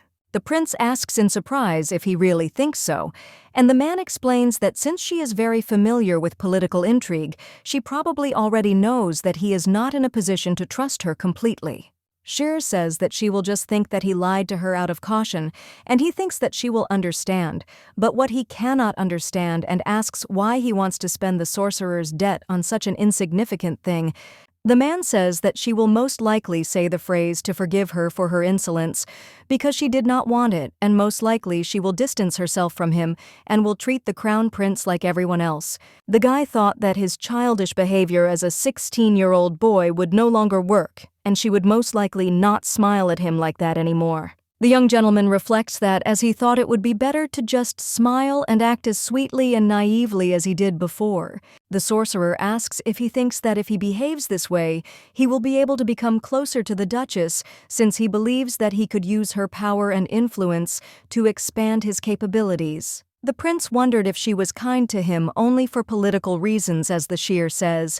However, he understands that when he thinks about it, he feels uncomfortable. The magician says that, of course, the best way to get someone on your side is marriage, and believes that this is the best option for a union, and then asks if they are not that much different in age. Hearing this, His Majesty thought that he had never thought about marriage before, and he wondered why he got butterflies in his stomach when he heard about marriage, and his heart beat so hard. The prince believes that this is because he found himself a political partner, as Cher said. The sorcerer says that he does not know whether he should tell the Grand Duchess that His Highness's memory will be restored very slowly, and the Duchess should not worry or rush things, and then asks if the prince is going to tell her the truth. Cayenne says that it will be so in due time, and the magician wonders whether his debt will be repaid then, and at that time he thought that he could not believe that the debt for saving his life would be repaid with such a simple lie.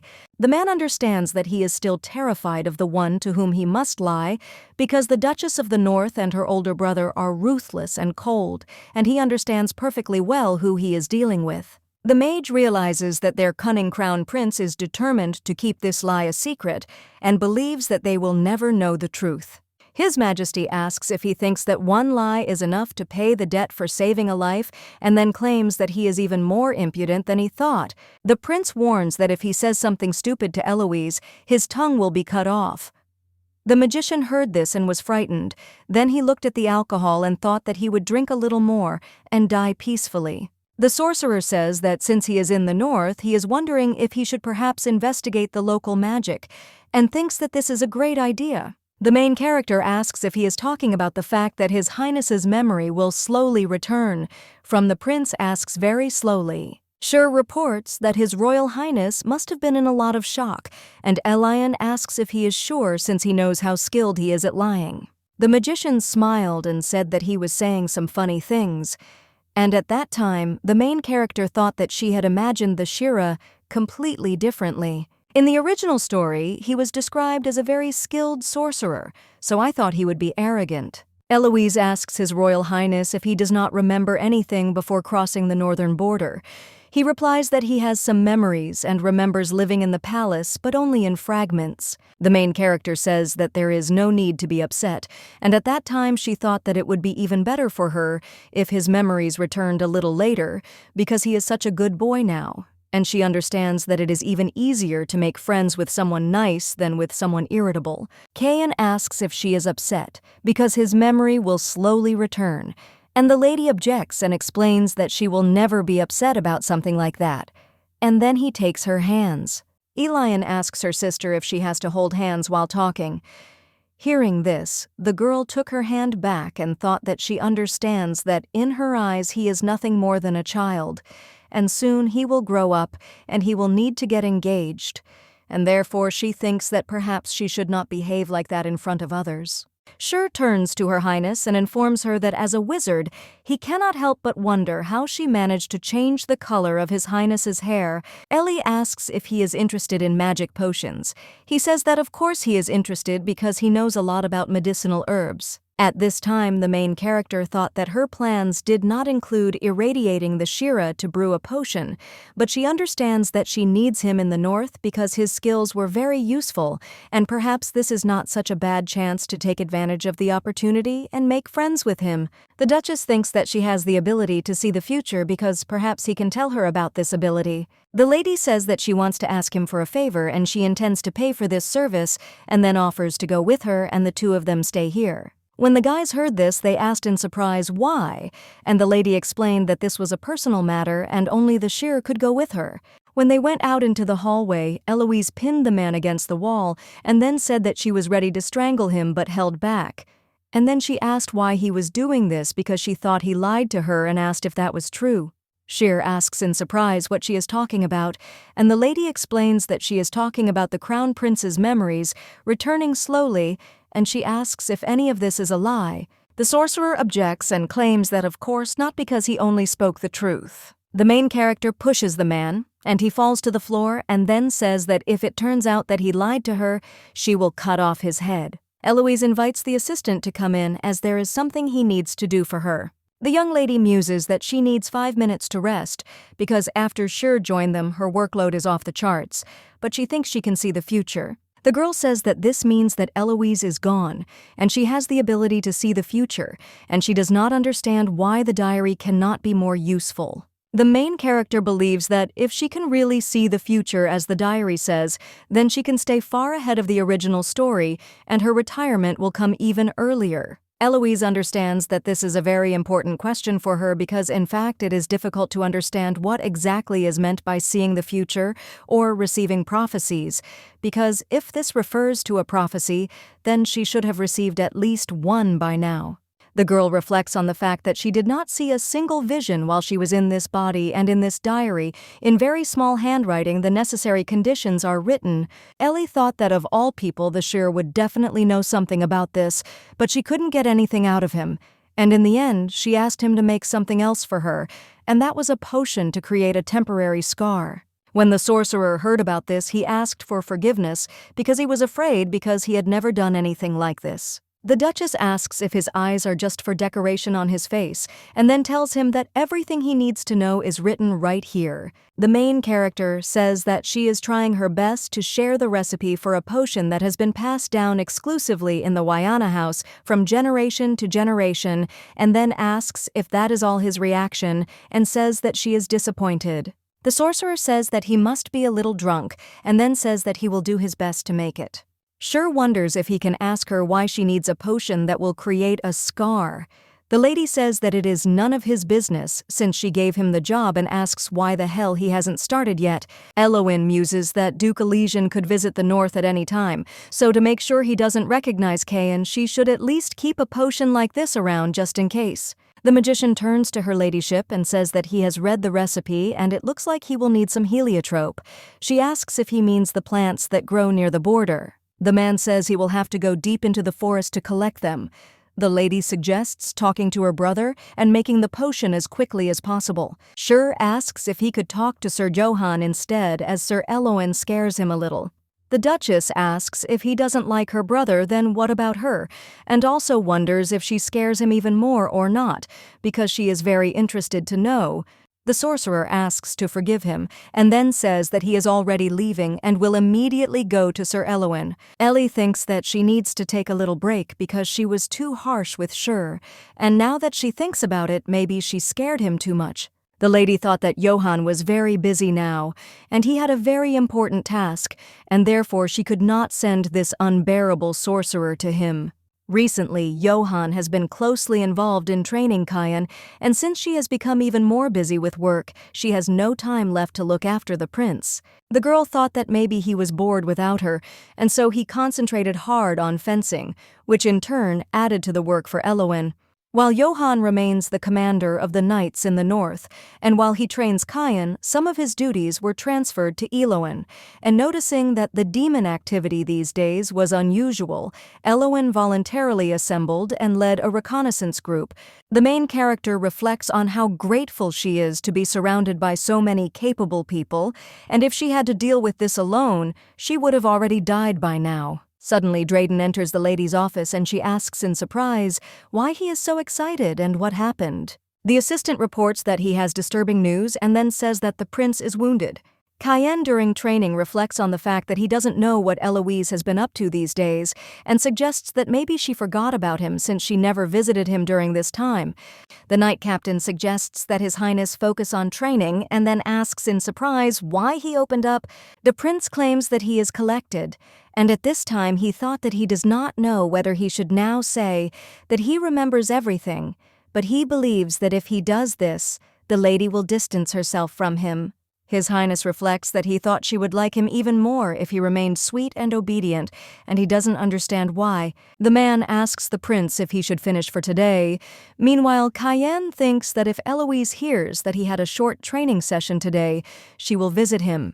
The guy thinks about how she said that she would like a man who is good at fencing, and she might think that he is pathetic if he finishes now. Kayan asks Johann if he is currently engaged to someone. He replies that he is not engaged, and the gentleman asks why. Johann explains that the post of commander of the Knights of the North is very dangerous, and for the commander of the Knights in the North it is normal not to be married. The prince asks if he is sure that he is not interested in Eloise. Hearing this, the man objects and assures that he would never dare to think such thoughts, and it never even occurred to him. At this time, the man thought that he continued to find a way to keep her ladyship close to him, and he even dropped his sword on purpose, and therefore he is also sure that he did not even leave a scratch on his cheek. Johann believes that he did it on purpose, and it was in order to attract the attention of Her Highness, but he does not understand why the Crown Prince would do this. Kayan tells the man to raise his sword, and Johann asks in surprise if he will focus on the fight this time. The young master thinks that he should therefore give it his all, and then they began to train. Suddenly, the boy realized that Eloise was not engaged to anyone yet, but the sword somehow slipped and injured the prince. Kayan asks for forgiveness, because he thinks it happened because of his carelessness. Her Majesty says that she does not think so, and therefore tells him not to blame himself for something he did not do. The main character tells him to remember that he is the commander of the Knights of the North and then says that he can go. Eloise turns to His Majesty and says that being distracted while practicing with a sword is very dangerous because if he were on the battlefield he could already be dead. Kayan says that it is because he couldn't stop worrying about the fact that she might be angry with him. Hearing this, the lady asks in surprise why she should be angry. The prince reminds her that she has not come to him for the last few days and then asks her to hold his hand. The girl says that from now on she will hold his hand only when they are alone and asks if he agrees. The guy asks why in surprise, and she explains that he is the crown prince and he should behave accordingly in public. He asks her to hold his hand when they are alone. At this time, the main character thought that it looked like Kayan had really opened up to her and thought that she should use this chance to strengthen their bond even more. Eloise tells him that he comes first to her and has no idea how worried she was when she heard he was hurt. The prince asks if she can promise him that he will always be first in her mind, and the young lady says that of course she promises. The guy says that it's good that she promised him because he believes that the Grand Duchess should never go back on her promise. After that day, time flew by unnoticed, and a year passed before the young lady realized that spring had come to the northern lands, and the prince had managed to grow up a lot because he met his 17th spring with her in the north. Kayan asks the lady if she came to see him. She says that she did and suggests that he ignore her and continue studying. The guy agrees and says that she should watch him. The mage says that as expected of royalty, his height is something special. Shur has been in the north all this time, and she tried to think of a way to lure him to her side, but he stayed there of his own free will. One day when the sorcerer was fast asleep under the influence of alcohol, Eloise forced him to enter into an unfavorable contract, and he really objected at first, but it didn't last long. Shur asks in surprise if he can really use everything that is there, and then screams and says that her wish is an order for him.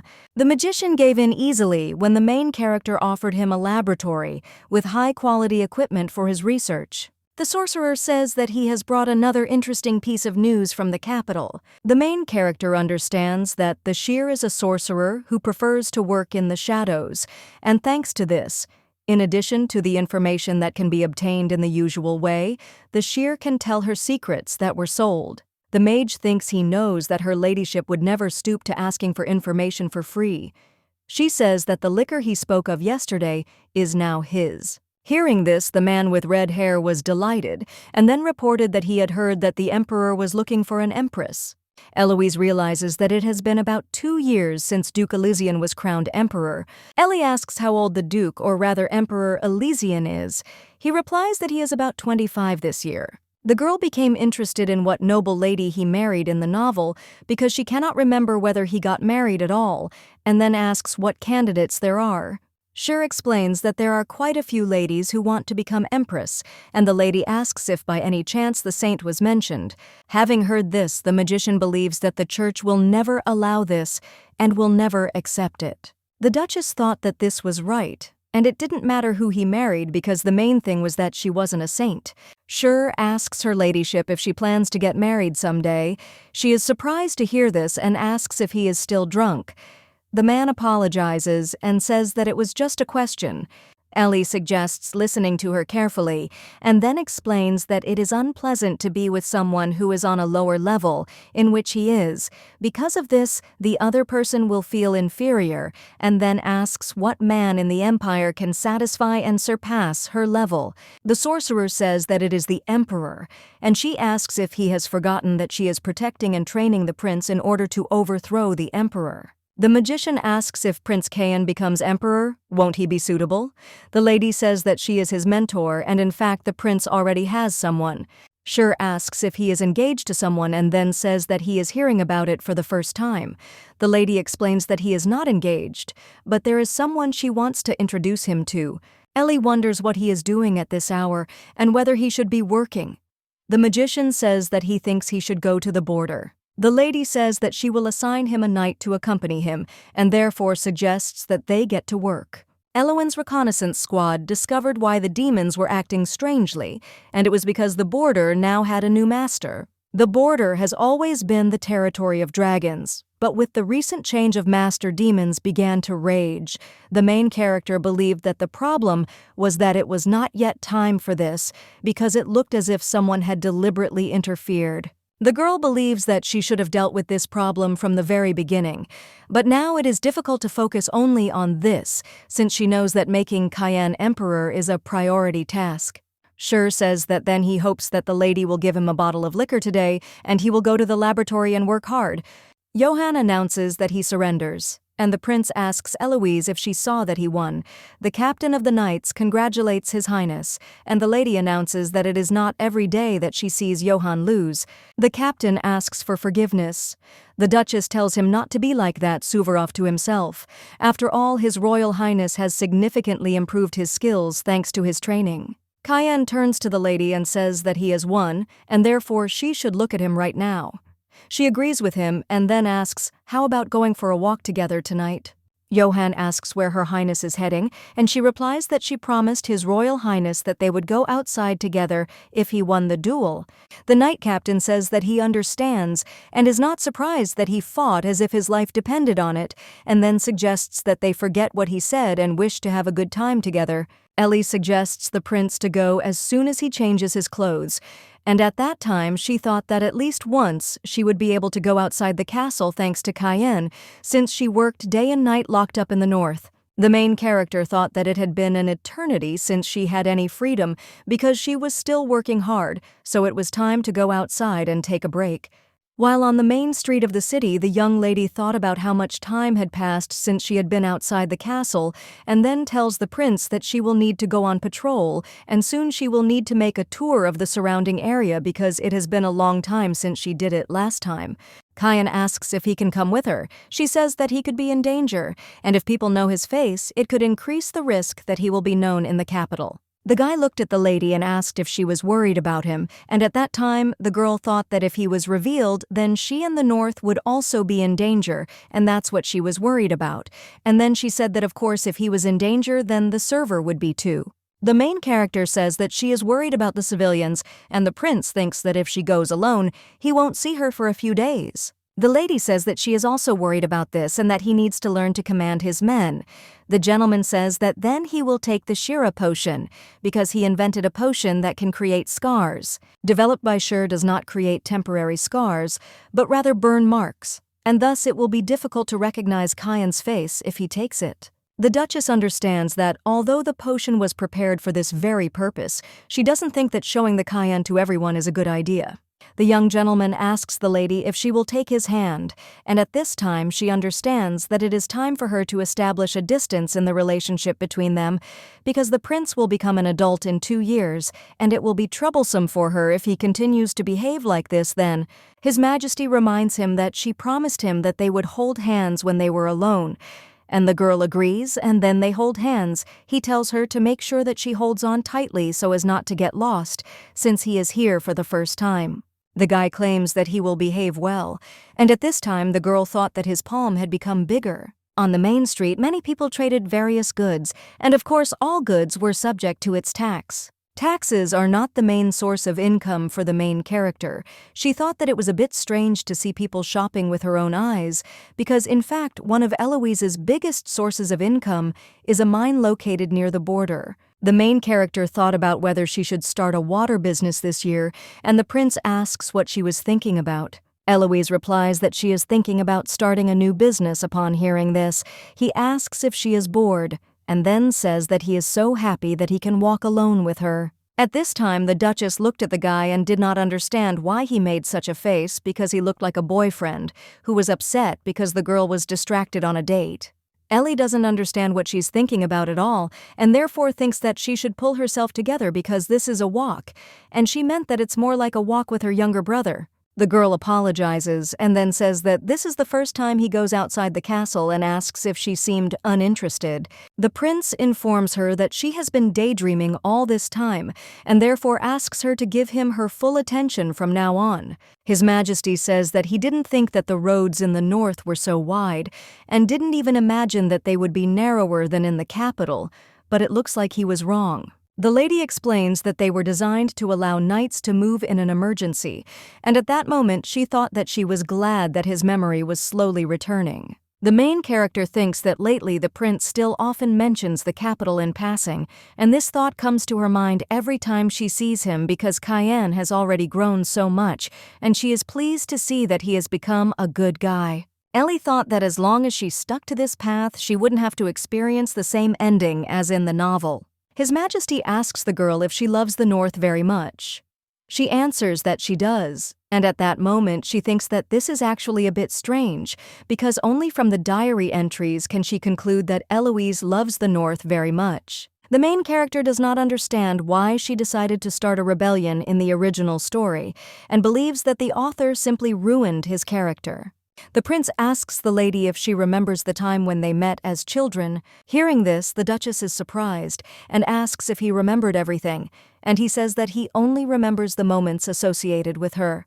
The young lady does not understand what to do, because she knows that Eloise began to keep her diary after she became the Grand Duchess, and she does not know anything about that meeting with Cayenne. The Duchess says that she doesn't remember anything because it was so long ago that she's not even sure.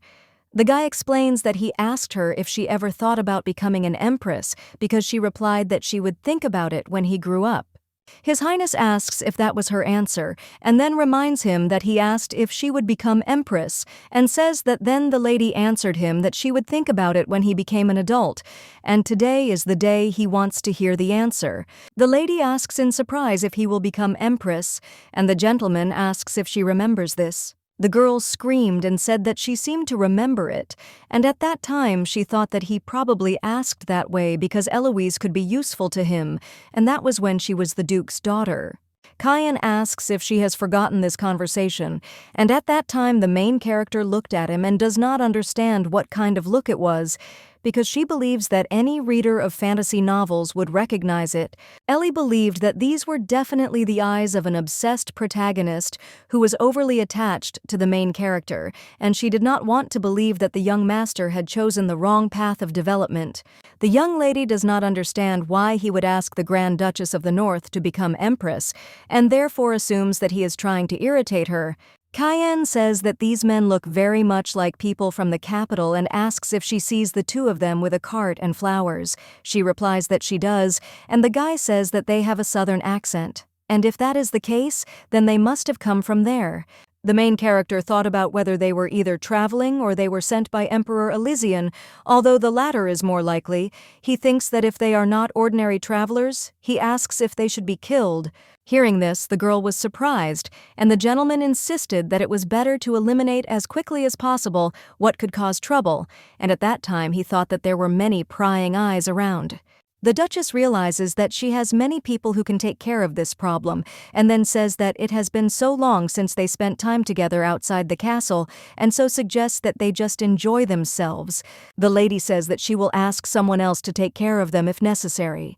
The young man agrees with her and says that he will accept everything she says. Walking down the street, Eloise wondered how long it had been since she had rested like this, because it seemed to her like an eternity had passed, and she did not understand why the Grand Duchess of the North had so much work. The main character thought that it was just a cliché to portray the great Dukes of the North as cold and harsh, but now that she had experienced it herself, of course, they were not like that.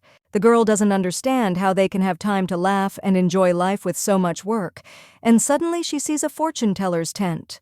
Cayenne looked at her and asked what she was looking at, and then asked why she didn't go first. The main character asked in surprise if she should go alone. The prince says that he will go and buy something. Ellie asks what he needs because she wonders what he might need to buy here, because he doesn't need anything, and then agrees and says that then she will be there.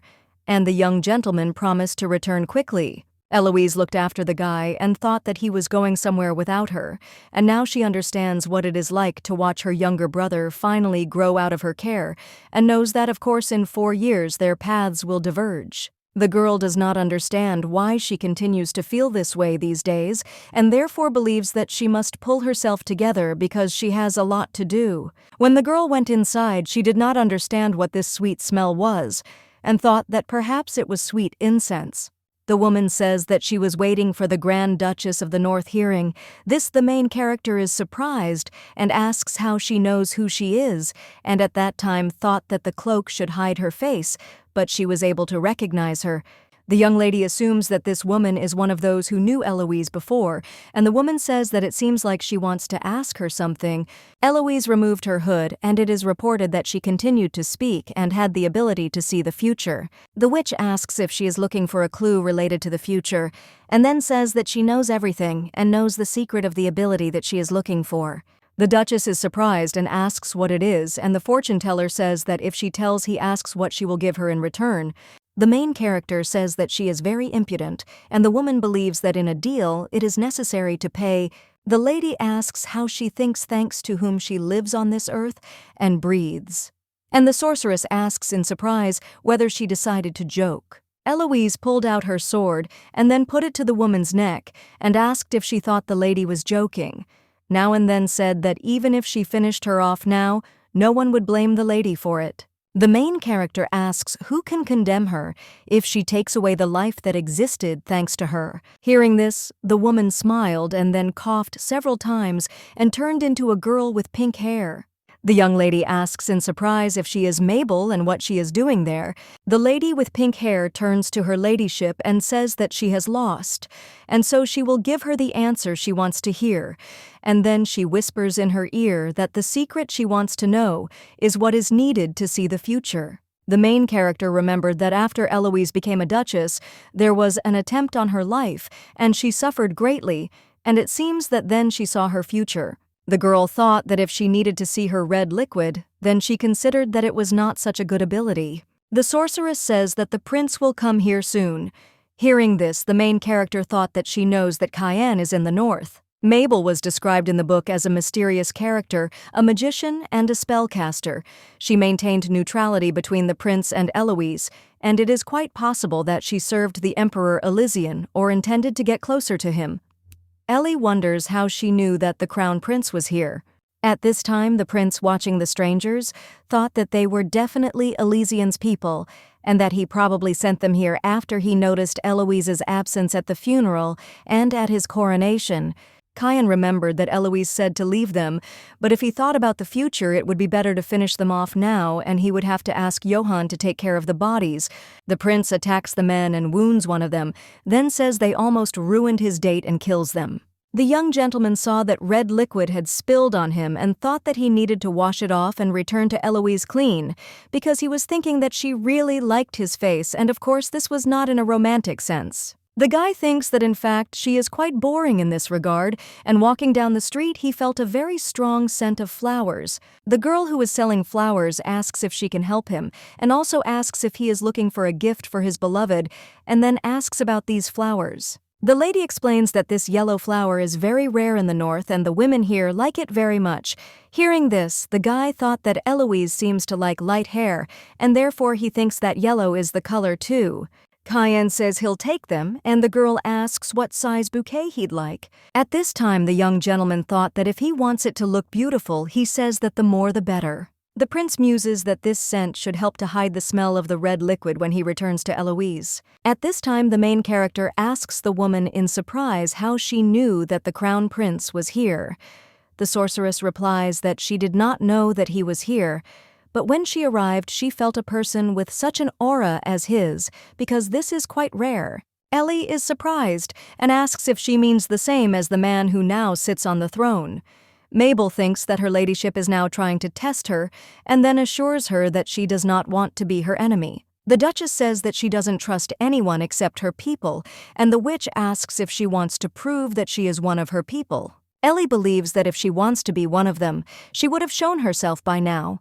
The lady with pink hair claims that she will soon prove her loyalty to her, but for now she must disappear before His Highness arrives. The lady thinks that it seems she is avoiding Cayenne and asks if there is a reason for this. Hearing this, the girl is surprised and asks if she calls him by name.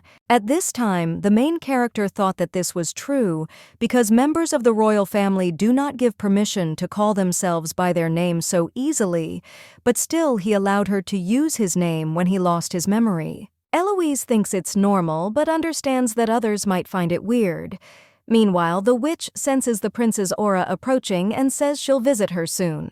The Duchess saw that this witch had turned into a bird and did not understand what she had planned because she wanted to visit her soon, and saw the brooch and thought that she must have left it there on purpose. The lady did not understand whether she should take it with her or leave it. Suddenly, the girl saw the prince standing with a large bouquet of flowers. He asks what she thinks about it and also asks if she likes this bouquet. The lady says with delight that the flowers are very beautiful, and so is he. Having heard this, guy was surprised but did not hide that he was glad to hear it. Eloise thinks that she is very sorry because he looked much more handsome with his platinum hair. The prince asks if she likes blondes, and at this time the main character thought about what she means if she has to express her opinion. It is not that she likes blonde hair, but that she has a weakness for unrequited male characters, and the golden rule of novels is that they are all blondes. The main character says that it is beautiful and makes him shine like a star. Hearing this, the young gentleman was delighted, and then says that her hair is also beautiful because it is dark as night, and her skin is white as day. Ellie asks if he brought this bouquet for her, and then takes it and thanks her. And at this time, she thinks about the fact that she does not understand why he suddenly compliments her hair and why he gives her flowers. Suddenly, the young gentleman sees the brooch and asks in surprise what it is. The lady explains that someone will leave it for her, and the guy says that he has a bad feeling and asks why she doesn't throw it away. The girl says that she thinks to show it to Sher first, because in the end she can't bring some incomprehensible thing into her office. The young lady reflects on the fact that she is uneasy about her words, but she understands that the witch will visit her, and therefore she must check everything carefully. Ellie asks if he went to buy flowers for her. He replies that he went because he thinks it's beautiful. The Duchess thought that these flowers were really wonderful, and she didn't even think that he would give them to her. But when she smelled the flowers, she wondered why they smelled like red liquid. Cayenne looked at the girl and asked what happened. She realized that she couldn't say what was wrong, and then assured him that everything was fine and thought that maybe she was wrong, because it couldn't be that he would have finished off these people in such a short period of time. Suddenly a white bird began to chirp and then sat on the girl's hand, and the prince asked if this was not Elowena's bird. Ellie assumes that something must have happened and that they need to return to the castle as quickly as possible. When the Duchess came home, she immediately asked where her brother was because she had been very worried all this time. The assistant looked at the lady and she did not understand what was happening and why he did not answer. The maid asks her ladyship what she should do with this bouquet, and the lady tells her to bring a vase of water and leave this bouquet in her office. Drayton informs the lady that Sir Elowen is waiting for her in the office, and then looks in surprise at the maid who brought the flowers. When the main character came to her brother's office, he said that he received this information from the Imperial Palace and showed her the letter. Eloise read the letter and realized that Emperor Elysian was planning to visit the north. She got angry and said a bad word. Hearing this, the young gentleman asks what it means because he has never heard this word before, but it seems that it means something rather severe. The young lady claims that it doesn't mean anything and she just said it to put words together, and at that time she thought that she screwed up. Elowen asks her sister what she will do. She asks what the probability is that information about His Highness has leaked from their side. The young gentleman replies that he would say that it is close to 0, and the lady says that this is not surprising since her brother got rid of all the spies that they found so far. The young lady looked at her brother and thought that this carefree attitude of his probably meant that he was confident that their information had not leaked out. Eloise asks Johann if he took care of the people she mentioned last time. Hearing this guy, he asked in surprise what time she was asking about, and at that time he thought that she was possibly talking about the day when they went outside the palace with His Highness. Johann tells the lady that he got rid of their bodies at the border. The Duchess thinks that getting rid of bodies on the server is certainly very convenient, and then turns to Dryden and asks him to tell her how the Emperor explained his visit to the north. At this time, the main character looked at the young master and thought that she knew this because he reacts to the word Emperor and believes that this must be caused by his desire to take revenge on Elysian for seizing his throne. Eloise believes that not to mention that he has a pretty strong desire to always be a winner, which he demonstrated in training with Johann. The Duchess understands that Elysian's visit will certainly fuel Cayenne's desire for revenge and to win back his crown. Ellie ponders whether she should hide Cayenne or take full advantage of the situation. The assistant reports that according to the letter sent by His Majesty, he simply wished to see her in person since much time had passed. Elion thinks that this is a very touching way of presenting complete nonsense. The lady thought that he wanted to see her in person and considered it absurd.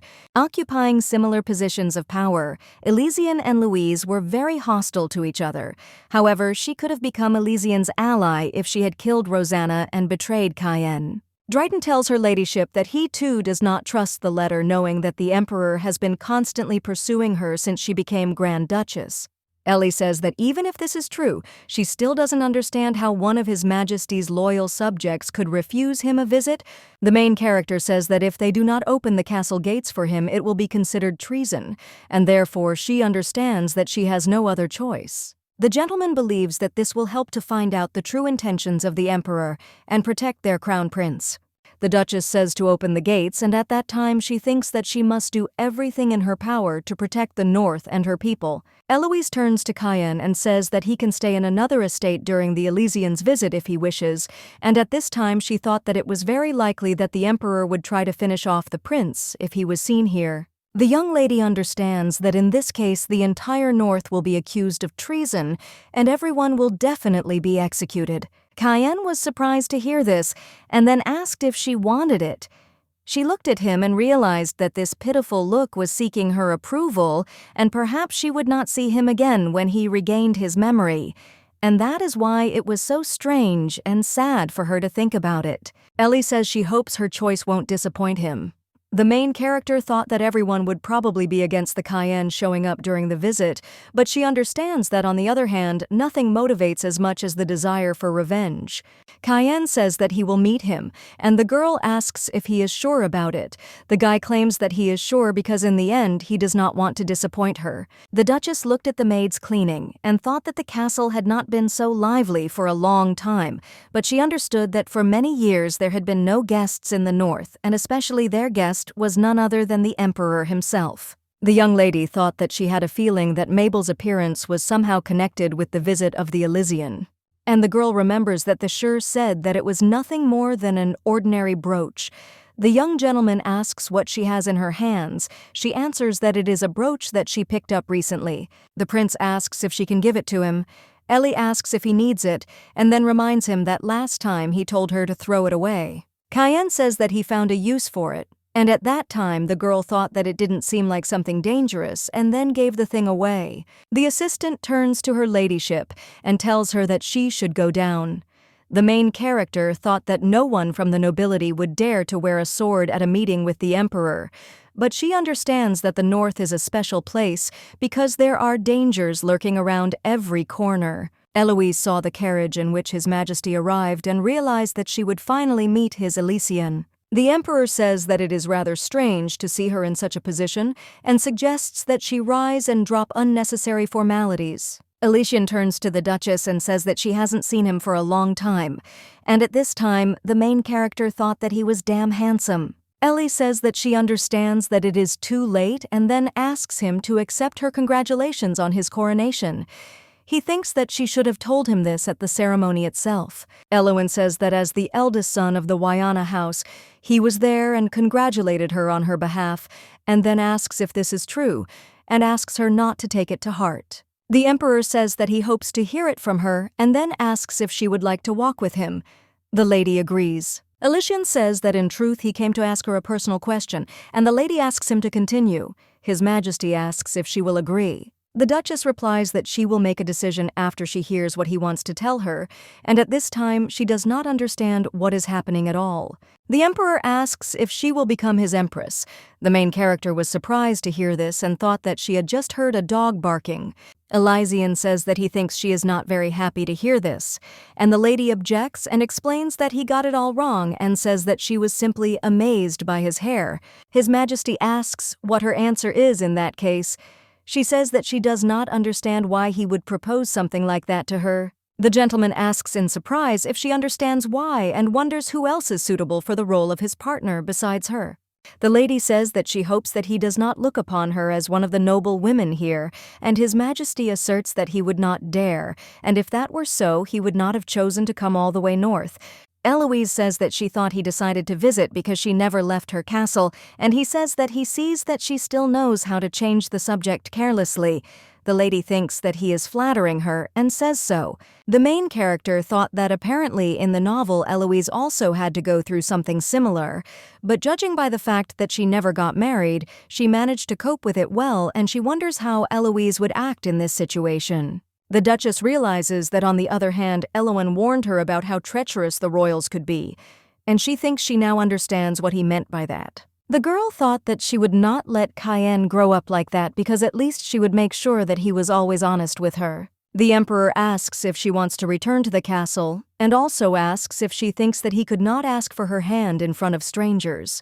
And at this time, the main character thought that this is why she feels depressed next to this person, and believes that he has a frightening ability to know exactly what she is thinking. Elysian asks the Grand Duchess if she thinks his escorts have no idea why he is here. Eloise wonders if those people knew then what he was going to propose to her today, and he asks in surprise if she really thought he would come north for no reason. And the girl does not understand why no one objected to such a ridiculous proposal, but she understands that this only shows that the authority of the Elysian is so strong that it can destroy anyone who will be against him. Eloise turns to His Majesty and asks if this is his way of saying that excluding her, he will have control over everyone else, and also wonders if this is how it looks to him. The main character understands that initially the Grand Duchess must oppose the power of the Emperor in order to balance the power.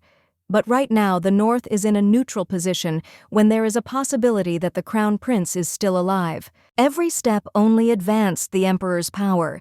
Even so, Eloise could not reveal that Cayenne was here under her protection, simply to undermine Elysian's authority. The Emperor says that he was not trying to show off in front of her or anything like that, because if he marries her, then all the nobility will definitely express their displeasure, but he has the power to subjugate such opposition. The Duchess says she would like to know his true intentions, and he says she is now more like the Grand Duchess of Villainess he knows, and what he needs right now is more sovereign power. Eloise reports that she sees that he makes no attempt to conceal his intention to take advantage of her. His Majesty says that he rather covets the power she wields, and the lady believes that he speaks very frankly of this. The Emperor states that she should really think about it and then asks who would dare to oppose their alliance if they joined forces. The young lady realizes that, to be precise, it is more likely that all the power will go to him, because in the end the power of the imperial family is concentrated around the Emperor and not the Empress, and then says that she will be honest with His Majesty. The Duchess says that she also likes the power she has, which is why the role of Empress does not appeal to her at all. The gentleman says that he does not think that this is something that should be said in front of the Emperor, since he believes that she herself is terribly honest. The lady suggests that His Majesty think about it himself, and then says that she can live freely and as she wants in the North, and then asks if he can force her to move to the capital unless he wants to share the power of the imperial family with his Empress. At this time, the main character thought that she really should watch what she says in front of the Emperor, but she doesn't understand how to be polite to him when he irritates her so much. And that's why she feels worse, because it seems that she's beginning to understand what he's trying to achieve. Ellie understands that he wants to take control of the North into his own hands, and then says that more importantly, that she has a personal dislike for him. Hearing this, the gentleman was surprised. And the girl asks how he removed her brother from his post. The Emperor says that firstly, as far as he knows, Eloin never wanted to take this post, and therefore he simply considered that he should be here to take over the reins of power when the Grand Duchess leaves the North. The young lady reports that he speaks as if he had been considering her to be his Empress for a long time, and then says that she is quite certain that her brother returned to the North only a few weeks after the late Emperor's death. Elysian says that this is why he likes her, because he thinks she is smart, and then says that if Eloin becomes the Grand Duke, then the other nobility will definitely not be able to take over the North. The Emperor says that he feels a very familiar murderous aura nearby. Hearing this, the girl does not understand whether he really felt the aura of Cayenne, and she would like him to stop, but she does not understand why men are so emotional. Eloise says that it looks like this is her brother's aura, because if some man behaves like this with his sister, then he asks what brother wouldn't get nervous and would calmly watch this. The Duchess takes the Emperor's hand and says that he must remember something, that he must never touch her without her permission, since he is not in the capital now but in the North, and if something happens to him, no one will even know about it. Elysian says that this is why he likes her so much, and this is one of the reasons why he wants to get her. At this time the girl thought that she was not obliged to respond to all his whims, but she understood that he was still the Emperor, and then said that since he said so, she would make him one offer. The young lady says that, to be more precise, her father is missing in action, and the Emperor says that Duke Vian's death was not officially recorded, and then asks how this is connected to her proposal. Ellie says that he probably knows that for the wedding of two aristocrats, the consent of all direct relatives is necessary, even if we are talking about the wedding of the Grand Duchess. The main character says that if her father gives his consent to this marriage, then she will think again about his proposal. A few minutes ago, the young gentleman offers to take a walk, and the main character agrees. And at that time, Eloin thought that something was wrong, because he arrived in such a luxurious carriage to pay a visit, and also brought his close associates with him. Elion thought about the rumors that Elysian is looking for an empress and assumes that he came to offer this place to Eloise, and he knows that behind such a sweet face there is a cunning and sly man. The Duchess's brother believes that the Emperor is like a snake that waits for the right moment to pounce on its victim and swallow it whole. When the young gentleman heard that the emperor had offered the duchess to become his empress, he was very surprised and thought that this man had simply gone crazy because he did not understand how he dared to covet his sister, and he would like her to never agree. The prince thinks about the need to think rationally, and if you think about it, he has light hair that looks beautiful and shines brightly, and is quite tall. He is the emperor. The crown prince remembers the lady's words that she likes soft, gentle, and sweet people, and that such people suit her taste, and he believes that the external emperor coincides with what she likes, but understands that he is still not the type of person who is worth protecting. The gentleman asks the woman if she thinks that they are very suitable for each other, even if you look at them from behind, and the aristocrat thinks that especially since His Majesty used to be a duke, they probably have a lot in common. The gentleman agrees with her because he believes that a person like the Duchess should live in the imperial palace and not in some barren lands. The man tells them to watch their tongues because this place is the Duchess's territory and not the barren lands. And the aristocrat says that the north is not the best place for women and then asks if he is right. The gentleman thinks that, first of all, it is a duchess, and then asks how he dares to say such a thing. The marquise says that he is very sensitive, and then claims that all girls dream of becoming an empress. The prince says that if he says any more stupid things, he will cut out his tongue. The marquis turns to him and asks what he said, and then screaming says that he is no longer the commander of the Holy Knights because he is not even a duke or an heir, and then asks how dare he address him like that. Eloin asks what his status has to do with it, and then reminds him that he will cut out his tongue because the Duchess will not even ask him about it. The aristocrat says in surprise that the emperor himself is here, and the young gentleman asks if he thinks that the emperor values him more than the duchess. Hearing this, the man didn't even know what to answer, and Eloin tells him to shut up if he doesn't want to die. The marquis, leaving, says that he will talk to him again because he remembers it well. The prince, watching them, thought that Eloin himself was dealing with those little idiots, and thought that at such moments he was even useful.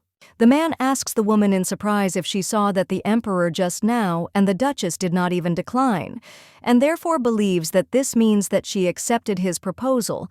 Kian looked at the lady and thought that she didn't even feel his anger because she considers it a relief because perhaps it's thanks to Eloin's aura. And now everything worked out, but she thinks that in the future she should be more careful. The young gentleman understands that if they find out that he is under Eloise's protection, she could be in danger, and he wondered if he had the strength to protect her, because he understands that he would not have to constantly look around, but he believes that he should still be in his place.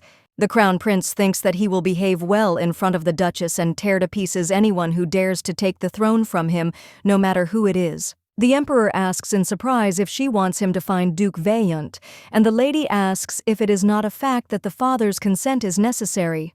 Elysian says that since she doesn't refuse, then he will be satisfied with this answer for now, and at that time the girl thought that her father would never show up, and he had an unshakable character. Duke Vianna had amazing abilities.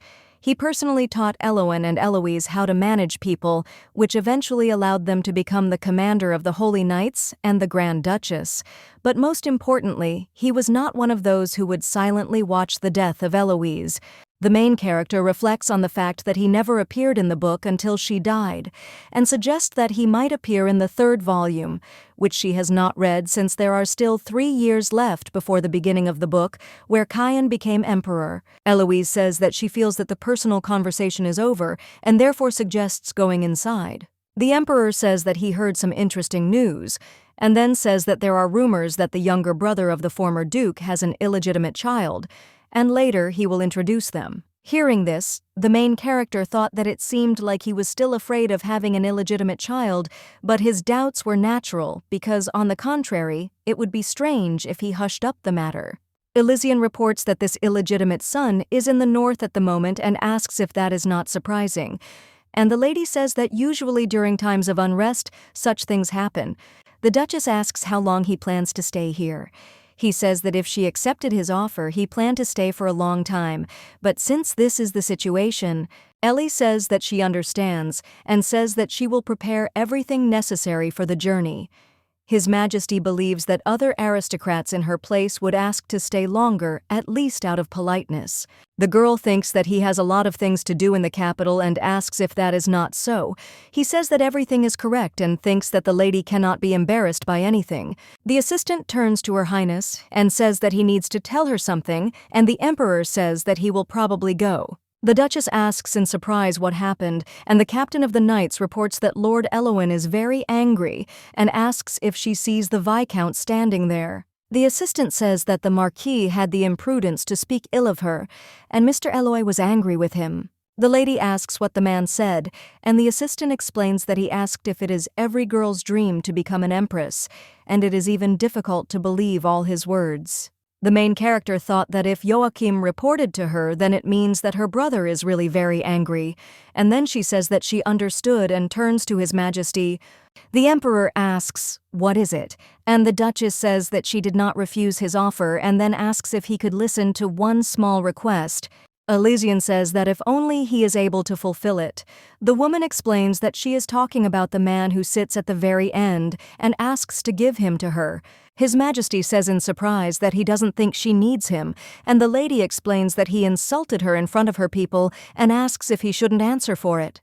The Emperor says that since she did not refuse his offer, he can very well fulfill such a request, and the girl thanked him and then turns to her brother and tells him to deal with him. This Marquis had a dislike for Eloy, that's why he said that, and with his insults he most likely wanted to insult all the knights of the north, including Eloyan. The Duchess's brother turns to the man and says that he would like to tell him something.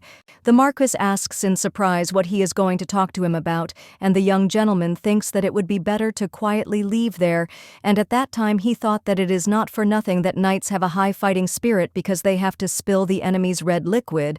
The Emperor says that it is clear from her face that she is bored, and the Duchess says that, to be honest, she was only interested at the moment when her brother left the hall. His Majesty thinks that she speaks very openly, and then reports that her brother has returned. At this time the girl thought that it seemed that he had already dealt with this Marquis. The Duchess says that it was necessary to get rid of the smell of the red liquid, and then Eloin apologizes and explains that he did not want to keep His Majesty waiting. Hearing this, the lords were surprised and thought that he had finished off the Marquis. And at that time the main character thought that it was funny to her because they all immediately shook from the words and the red liquid. The Emperor says that since her brother is here, he asks if now is the time to meet that very cousin. At this time Ellie thought that Cayenne would be nervous, but he looks quite calm, but she assumes that maybe he is pretending to be calm. Elysian says that he is officially introducing himself and then objects and says that it is not worth it since he is an illegitimate child and he does not even know his origin. The Duchess does not understand why he brought this up, since she believes that Cayenne should not be nervous. If Wyan were here, would he accept this illegitimate child? The main character says that she doesn't even know because what's more important is that at the moment she is the head of the Wyanna clan. The Emperor believes that he does not even have proof that the blood of the Wyanna clan flows in him. Eloise wonders if his black hair and red pupils are direct evidence, as she believes that no one can deny it. His Majesty says that in that case he will have to prove his relationship himself. The young lady looked at the man and did not understand who this aristocrat was, and assumed that it could not be that she did not know such an important person who accompanies the Emperor himself. She saw a bottle with a potion, and the Emperor says that in the north there is a secret with which you can change the color of your hair and eyes, and then asks if this is true, and then says that this is a remedy that can remove the effect of the potion. Elysian says that it is a special drug that neutralizes the effects of other potions, and then asks how about giving it to this young man to drink. The main character asks in surprise if he doubts her words, and His Majesty asks if it is worth sorting this out right now. The girl understands that if she refuses, Elysian will begin to doubt even more, but she assumes that perhaps he just wants to test her. The northern lands are also part of the empire, which means they are in the hands of the Elysian, and it is quite possible that he knows about the potion and wants to test the main character. The prince does not know what to do, but he believes that if Eloise refuses the emperor, he will begin to suspect that she is the prince, and even if he does not guess about it, he will still be suspicious of him. The crown prince believes that the emperor is sure that he is a prince, and probably brought poison with him, and this unknown man could also be Marquis Othane, known for his ability to brew potions. Cayenne understands that if this is really an antidote, then it must be taken into account that they could have changed the face of the Marquis of Othane with the help of a potion, but he knows that they can't waste time any longer, otherwise Eloise will end up in an unfavorable situation. The young master thought that in that case it didn't matter to him, even if it was poison, and then said that he would drink it because he believed that it would help his cousin win His Majesty's trust. The Crown Prince believes that now is not the time for emotions over some title, since he will soon take that place anyway. The guy says that even if he dies, if the Duchess can win his favor, then he asks what could be more joyful, and at that time he noticed that the Emperor was smiling slightly, and the others did not know this, but he knew that his look was saying that he wanted to test him. Cayenne believes that Elysian has absolutely nothing to lose in this dispute, and if he really does prepare poison for him, he will turn out to be the real illegitimate child of Duke Vaillant, and the Emperor will be able to justify himself in any case. The prince understands that if his face does not change now, then his doubts about the north will become a little less. The Emperor says that he thinks this is excellent because he hopes that he will prove his loyalty to the Duchess, and then suggests that they drink right now. Cayenne took the bottle and thought that it was too cold and that it even felt strange to him, although he understood that in this situation it did not present a problem. The prince thinks about how he will have to pretend to Eloise that he is ill, and then says that he drank everything and hopes that this will prove his loyalty to the Duchess. The Emperor thought that according to Othane, the effect of the magic should disappear as soon as he drinks the potion, and he tested it for effectiveness, a little doubtful, but for now it's worth believing. Elysian says that it seems that the red liquid of the Wyan cannot be replaced by anything judging by how confidently he holds himself, and the main character says that, as he himself said, these are the genes of their family. Ellie doesn't understand why she's worried, but she hopes that he doesn't hurt anywhere, and remembers that he was a little unsteady when he left. When the girl entered the prince's room, she saw that he was lying on the bed and she wondered if it was poison, and then asked the young gentleman if he was okay. The girl realizes that he is too pale, and then asks if the potion has already started to work, and also asks if he is feeling unwell. The prince believes that the potion did not start working now and asks if she remembers the man who was sitting opposite her. The lady says that she saw him for the first time, and the guy explains that this is Marquis Othane. Hearing this, the main character says that she heard that he is very skilled in potion making but does not understand why he changed his face. Ellie says that he is the one who brews potions, and then asks what his words mean that the potion did not start working right away, and also asks if he felt bad right after he drank it. The young lady realizes that the eyes and hair color remain the same, and she wonders if it really was poison. And then she says that she will call the Shur because he drank a magic potion, and he will help him better than a doctor. The prince claims he is fine and then tells her to take it. At this time, the girl saw that this brooch looked familiar, and he explains that this brooch that she had, and then asks if it belongs to Mabel, and says that he did not think that she would run into her. Hearing this, the Duchess realized that he knew the sorceress, and recalled that according to the plot, they knew each other. But Cayenne came to the north at 15 years old, and she became interested in who she really was. Cayenne says that it is hard to believe, but in fact she is a spellcaster. After hearing this, the main character does not understand why in the book she did not take Cayenne's side, because she believes that if she really is a spellcaster, then in theory she should have helped the direct heir. The guy explains that she put her power into the brooch, and thanks to this power, the potion did not affect him. The girl understands that thanks to this brooch he stayed alive, and believes that in such moments this witch is very useful. Ellie remembers that she saw her several times as a child, and she seemed very annoying to her. Cayenne pretended not to know what kind of brooch it was, but in fact he immediately guessed who it belonged to. He just didn't like that it was taking up all of Elois's attention, and as soon as he heard about the Emperor's visit, he immediately realized that Mabel had left the brooch on purpose. The main character asks if the brooch can cleanse because it belongs to a sorceress. He says that this vein, after all, absorbs poison from itself and rusts from this. The guy says that he told the truth, and he immediately understood what this thing was, but did not say for fear that she would not believe him, since many do not believe in the existence of spellcasters. The lady asks how she cannot believe him and then explains that she was just a little surprised, but by the way, he looks unwell and then asks if he is in a lot of pain. The prince says that it hurts, but it is bearable, and it seems that the brooch simply neutralized the effect of the potion. The girl asks if she should call him a doctor, but he objects, and assures her that everything is fine, and simply asks her to stay close to him, and also asks if she will take his hand. Eloise asks in surprise what he remembered, and Cayenne wonders if she will still communicate with him like she does now. The young gentleman says that if she distances herself from him because his memory has returned, he thinks he will become very sad about it.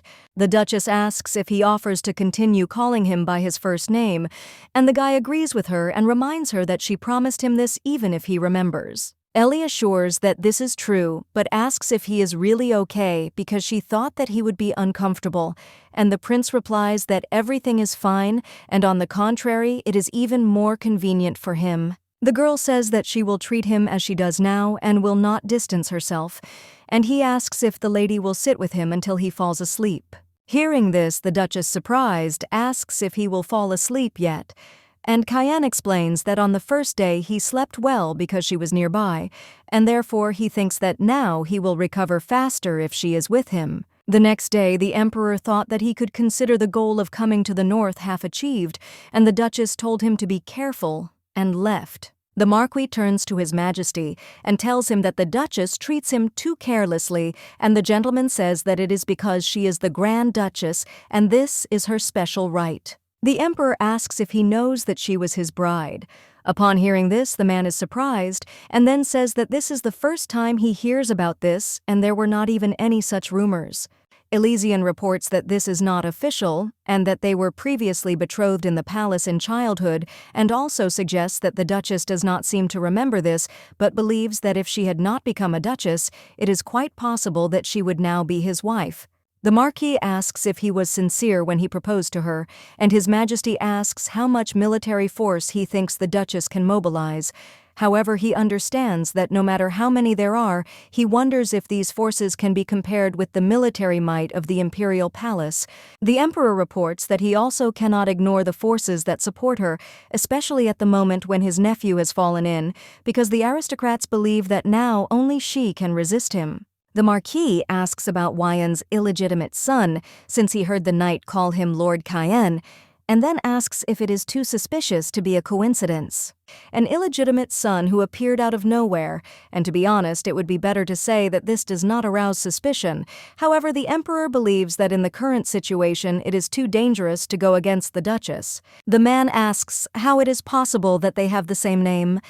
Elysian says that he was also surprised when he heard the name Cayenne, but he thinks that the Duchess is not the kind of person who would behave so recklessly. The gentleman asks in surprise what he means, and the Emperor explains that if this illegitimate son is his missing nephew, then they would have called him not Cayenne, but by another name, since he believes that they would have unfavorable additional suspicions because of the name.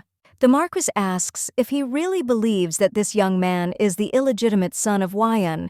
His Majesty replies that until the former Duke of Wyon returns, they will not know. The assistant asks if he will ever return, because he knows that 4 years have passed since his disappearance. At this time, the main character thought that maybe she needed to sprinkle some salt, because in any case they managed to avoid suspicion, but it didn't seem like he suspected anything when the prince was called by name. Eloise understands that since Elysian has no doubts about anything, and Cayenne has regained his memory, it is time for them to start gathering the leaders of the Knights' guilds. The main character is thinking about the fact that she needs to talk to the prince because maybe they will be able to find a clue and find out who killed the former emperor. Elysian is the first suspect. However, it is too early to draw conclusions, and then turns to Johann and tells him to gather the guild leaders tonight.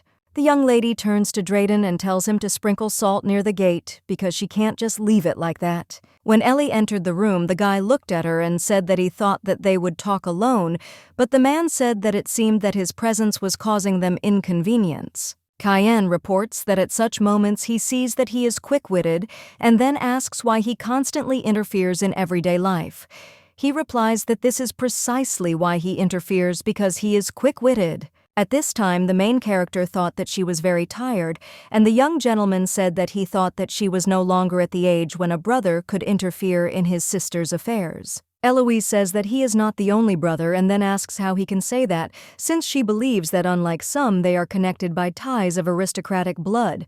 Kyan says that aristocrats don't necessarily have to be related by blood, and at that time the girl thought that the prince's voice sounded rather bold today, and she wondered if he had become so nervous because of Elysian. Ellie tells her brother to wait for her because she needs to tell him something, and then reports that His Highness has regained his memory. Hearing this, the young gentleman was surprised and said that this was true, and yet as someone wanted, the Duchess thought that maybe it was because of his returned memory, but the prince seemed to have changed slightly and his expression became more cruel. The lady understands that this will only be to her advantage because one cannot show weakness in front of aristocrats, and she would like him not to look at her like that.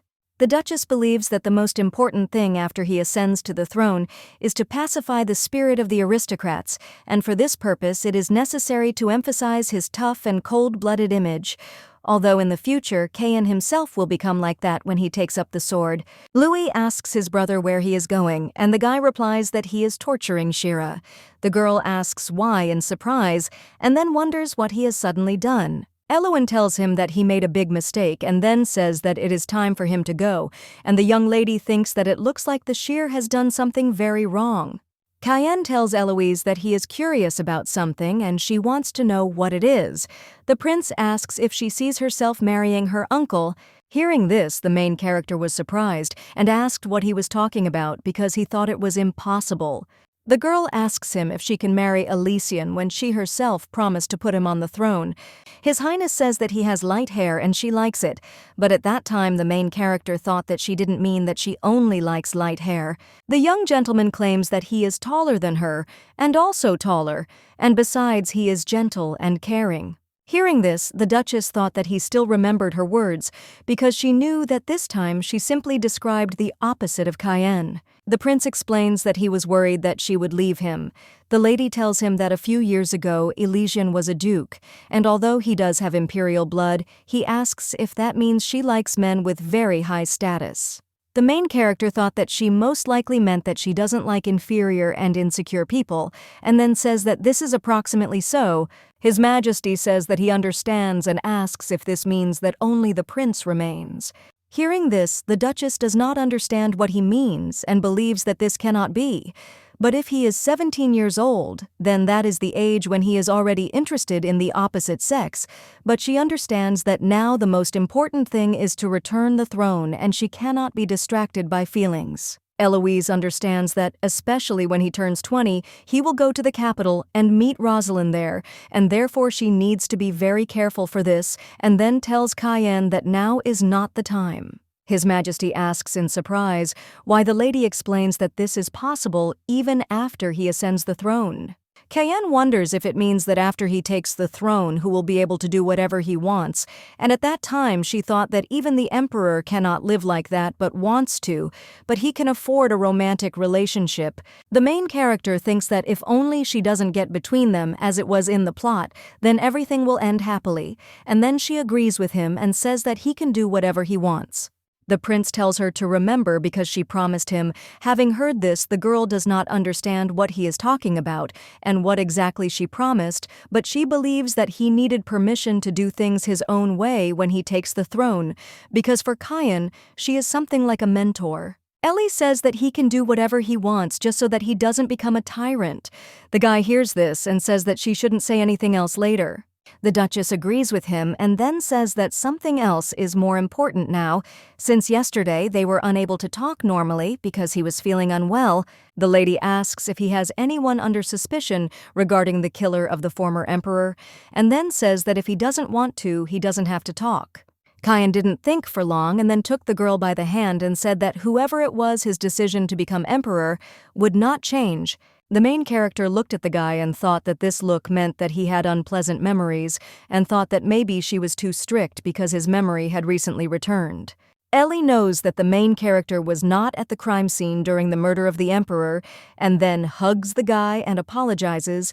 The Duchess says that she thinks she was too impatient and that it is a terrible memory for him, and then claims that she will definitely give him his place back and thought that she does not want him to be sad. When the girl went out into the corridor, she looked at the rusty bird and thought about how it seemed to her that Cayenne didn't really like her, but he even told her to throw away the brooch as soon as he found out that it belonged to Mabel. The main character remembered how he asked her if she was going to throw away this brooch, and at that time she thought that it was not easy to meet such a bird in the north because its whistle seemed very familiar to her. Suddenly, Ellie saw a lady with pink hair who asks how the Duchess was doing, and then says that if this sword had not been pulled out by her, it would have cut off her head. Mabel says that normal people who draw their swords at such speeds cannot stop as quickly as she does.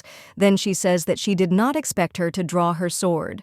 The main character believes that no one can appear behind her back without her knowledge unless it is a killer. The lady with pink hair asks if she can prove herself with this, and at that time the young lady saw that her brooch in her hand had disappeared and thought that it was true that this witch wanted to help her and Cayenne, that she was throwing something like this before leaving. The Duchess says that it seems the spell has the ability to foresee the future and then asks if that is true. The lady with pink hair replies that it does a little, but not to the point where it can read her thoughts. Ellie realizes that it is true that she was able to escape danger thanks to Mabel's pin, but she wonders if she can really believe in Mabel. The main character reminds the sorceress that she said that she would become her man. She says that everything is so, and the lady asks if she meant her and not His Majesty Cayenne. Eloise reports that the man she was supposed to show her devotion to as a divine beast was not the direct heir to the empire and asks if that is so. Then she claims that it must be so. Mabel says that his throne has not been taken away yet and asks if that is true. The Duchess asks what she means, and the girl explains that what she worships is not a direct heir. The sorceress reports that she only acts when the throne is unstable, and her instinct tells her that the throne is in danger. The lady with pink hair says that the owner of the throne is in danger and she can't do anything alone, and so she can only follow others. In short, create a king, and this person is the Grand Duchess Eloise Viana. A few days later, the woman thought that this day had finally come and she would no longer be able to return, and then she opened the door and entered the room. The Duchess understands that the moment she makes an announcement to everyone, all her decisions will affect their lives. The girl understands that although Cayenne is the direct crown prince, she then says that she wants to take the throne.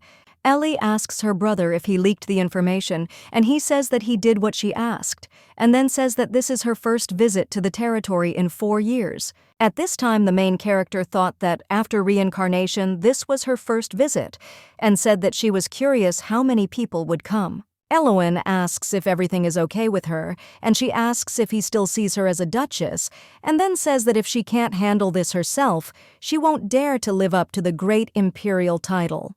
The brother assures that this is not so, and then says that when she was a duchess, murderers were already targeting her, and this is what worries him. At this time, the girl thought that she had no idea how the sons and daughters of other nobles, but Eloise and Elowen lived under the threat of murder. The lady believes that the main reason must be that the Duke of Vaillant spoiled his wife so much that he did not find himself a new one. Ellie thanks him for worrying about her, and then assures him that everything will be fine, because she is going with Yocam and Cayenne is also with her. The main character thought that if he saw how skilled Cayenne was in killing magical beasts, then he probably would not hesitate to finish them off one by one. The lady says that it is obvious that the Cayenne will die at her hands before he can intervene. Hearing this, the guy says that if she drags him north, he can personally torture him for her. The Duchess says she will think about it, and he asks if it would be better to go with him than with His Majesty. After all, Wyon's bloodline protects the city much better. The sister wishes him a good journey and to take care of His Majesty because she will be worried about them. The lady says that she will return in 3 days if nothing unexpected happens because she only wants to meet the Count and she can't wait. Ellie knows she's a little nervous, but she's interested not only because it's her first time going to another estate, and not to mention that this will be the first time Cayenne will be introduced to nobles outside the castle, and she thinks it will be a good experience for him and a chance to learn how to subjugate nobles. The Duchess turns to the Cayenne and says that she is sure that everything will go smoothly, but in case of danger he should constantly monitor his surroundings, especially when entering the estate of any nobleman. The guy asks in surprise what she means by danger, and the girl explains that not everyone will be happy with his visit. His Majesty asks if this danger is in any way connected with what she ordered Eloina to do. At this time, the main character thought about what she told her brother to do to leak information that she was leaving her castle, and believed that she could really get into trouble because of this. The girl understands that in the end, in this way, she will take care of the nobles around her as soon as they find out. Ellie agrees with him and says that she didn't expect him to grasp everything on the fly, and then reports that she intentionally leaked information about her movements. The guy asks in surprise why he thinks that she is putting herself in danger, and knows that there will probably be a lot of killers who want to finish off the Grand Duchess outside of her castle. The Duchess says that she hopes so, and then says that if they now take care of the nobles who might rise up against her, this will prevent all possible dangers when he ascends the throne. Cayenne agrees with her, and then says that he doesn't want her to put herself in danger because of him. The prince says that if he asks her not to do this again, it might seem like he is ordering her, so he won't. And then he says that instead he will kill with his own hands anyone who tries to harm her. At this time, the main character thought that he was putting his words out as if he wanted to protect the one who was dear to him, but he was probably saying this because he needed her, and if so, it wasn't so bad, and then he said that he could do as he wished. The guy says that he has no reason to grant a merciful death to those who are against her and are interested in the untruth. The lady again agrees with him. The silver-haired woman greets the Duchess. Ellie tells Countess Roxana that they haven't seen each other for a long time. The lady reports that she heard that the lady was busy destroying demonic creatures. The Duchess says that she has been busy, but now everything is fine, and no matter how busy she is, she must go out from time to time because the last time was 4 years ago. Roxanne looked at the guy and thought that it must be him, and then suggested to continue inside. The Countess reports that she has ordered the servant to take care of the knights who accompany her because in any case, 4 years have passed since his last inspection of the lands, and she understands that it really is a very long time ago. Ellie says that it's just time to fully take responsibility as the Grand Duchess, and then asks if she understands yet. The lady asks if she means the fact that the illegitimate son of the Wyan house is actually the Crown Prince, and then says that she doubts that there is a single person who knows the Wyan house better than she does. Countess Roxana was practically the only noblewoman who was close to both Eloise's father and her mother. Roxana knows how impossible it is that there is an illegitimate child in the Wyan house. The main character understands that in the novel the Countess never betrayed Eloise, and after the premature death of Eloise's mother, Roxana became her godmother long ago. The lady was cruelly tried for helping Eloise in the uprising. She never said a single word that could put her goddaughter at risk. The Countess knelt down and greeted His Royal Highness. He said that was enough, and she could stand up. At this time, the Duchess thought that Cayenne was commanding her completely naturally, and if you think about it, he never had problems in dealing with those who were lower than him in status, despite his lack of memory. Ellie believes that in the future he will become a wonderful emperor, and she is so proud of him, and then turns to Roxanne and says that she is sure that she already knows the reason why she visited her before anyone else. The Countess assures her that no matter what, she will always be on her side. Ellie says that she is grateful to her for this, but wants to show something to His Highness. The woman asks if she means how to deal with nobles, and the girl says that as expected she knows her very well. Roxana says that it is timely, and there is one Viscount who has been causing a lot of trouble lately. The lady reports that he has suddenly increased the tax 3 times. Hearing this, the lady does not understand how he dares to increase the tax without her knowledge, and thinks that it seems she was too lenient. Eloise says that this Viscount will be a great example. The godmother says that she has prepared something in advance just in case, and with her permission she will go to her study and bring it. The Duchess tells the prince that she will now teach him how to put nobles in their place, and he, surprised, asks if he can't just finish them off. The main character objects and says that it is impossible to do this, and he asks in surprise why the lady explains that even if they are just pretending to be vassals, they are still her people, and therefore they cannot be finished off so easily. Cayenne wonders if he can then finish off those who don't even pretend to support him. At this time, Ellie thought that he probably wants to ask what to do with the traitors because he believes that forgiving traitors is the worst option, and it would be problematic if someone came to the side of the Elysian with his... The Duchess tells him that he needs irrefutable proof of their infidelity, and that this is necessary for the other vassals to agree to the punishment. He agrees with her, and says that he will take this into consideration. The lady turns to the Grand Duchess and informs her that she has brought information about the vassals at her request. Eloise says that she should have prepared them herself, but made her do all her work for her.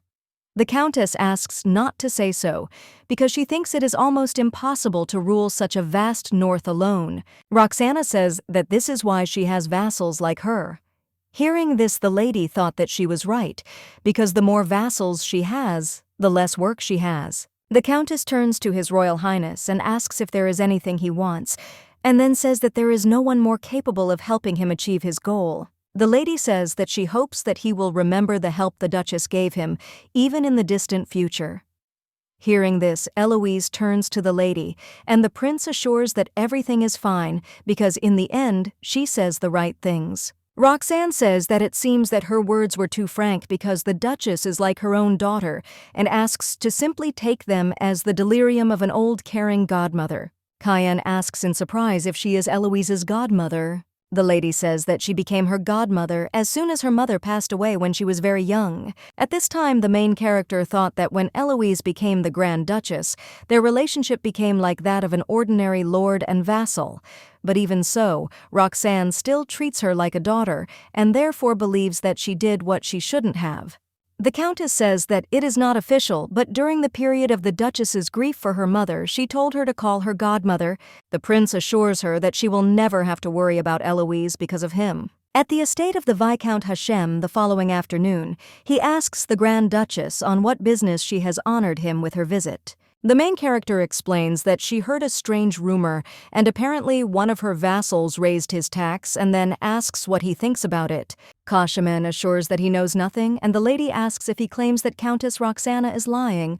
The vassal says that Countess Roxana would never lie to her because, according to him, she is a very gentle and kind woman. Ellie thought that among other nobles, her godmother was known for her cold-bloodedness and ruthlessness, and therefore she was sure that the Viscount knew that if Roxanne found out about what he said, she would immediately rush at him with a sword at the ready given her character. The Viscount falls to his knees and begs for forgiveness, and then says that if he is forgiven just once, he swears his loyalty until the end of his days. The Duchess says that this is wonderful, and she will forgive him just this once, because after all, she cannot help but take into account his long-standing achievements with her father. Hearing this, the prince surprised asks the lady if she is really going to forgive him. The man thanks her, and Eloise says that only if he agrees to cut the tax to a third of what it is now for the entire next year. The lady explains that by now she means the amount that was supposed to be and was before he raised it. Hearing this, the Viscount asks for forgiveness and begs the Duchess to be reasonable, since he believes that it is impossible to manage the land with such a low tax. Eloise says that she is sure that the triple tax has become a burden on the people of his land, and since he has tripled the amount, she asks whether it would not be fair to reduce it by a third.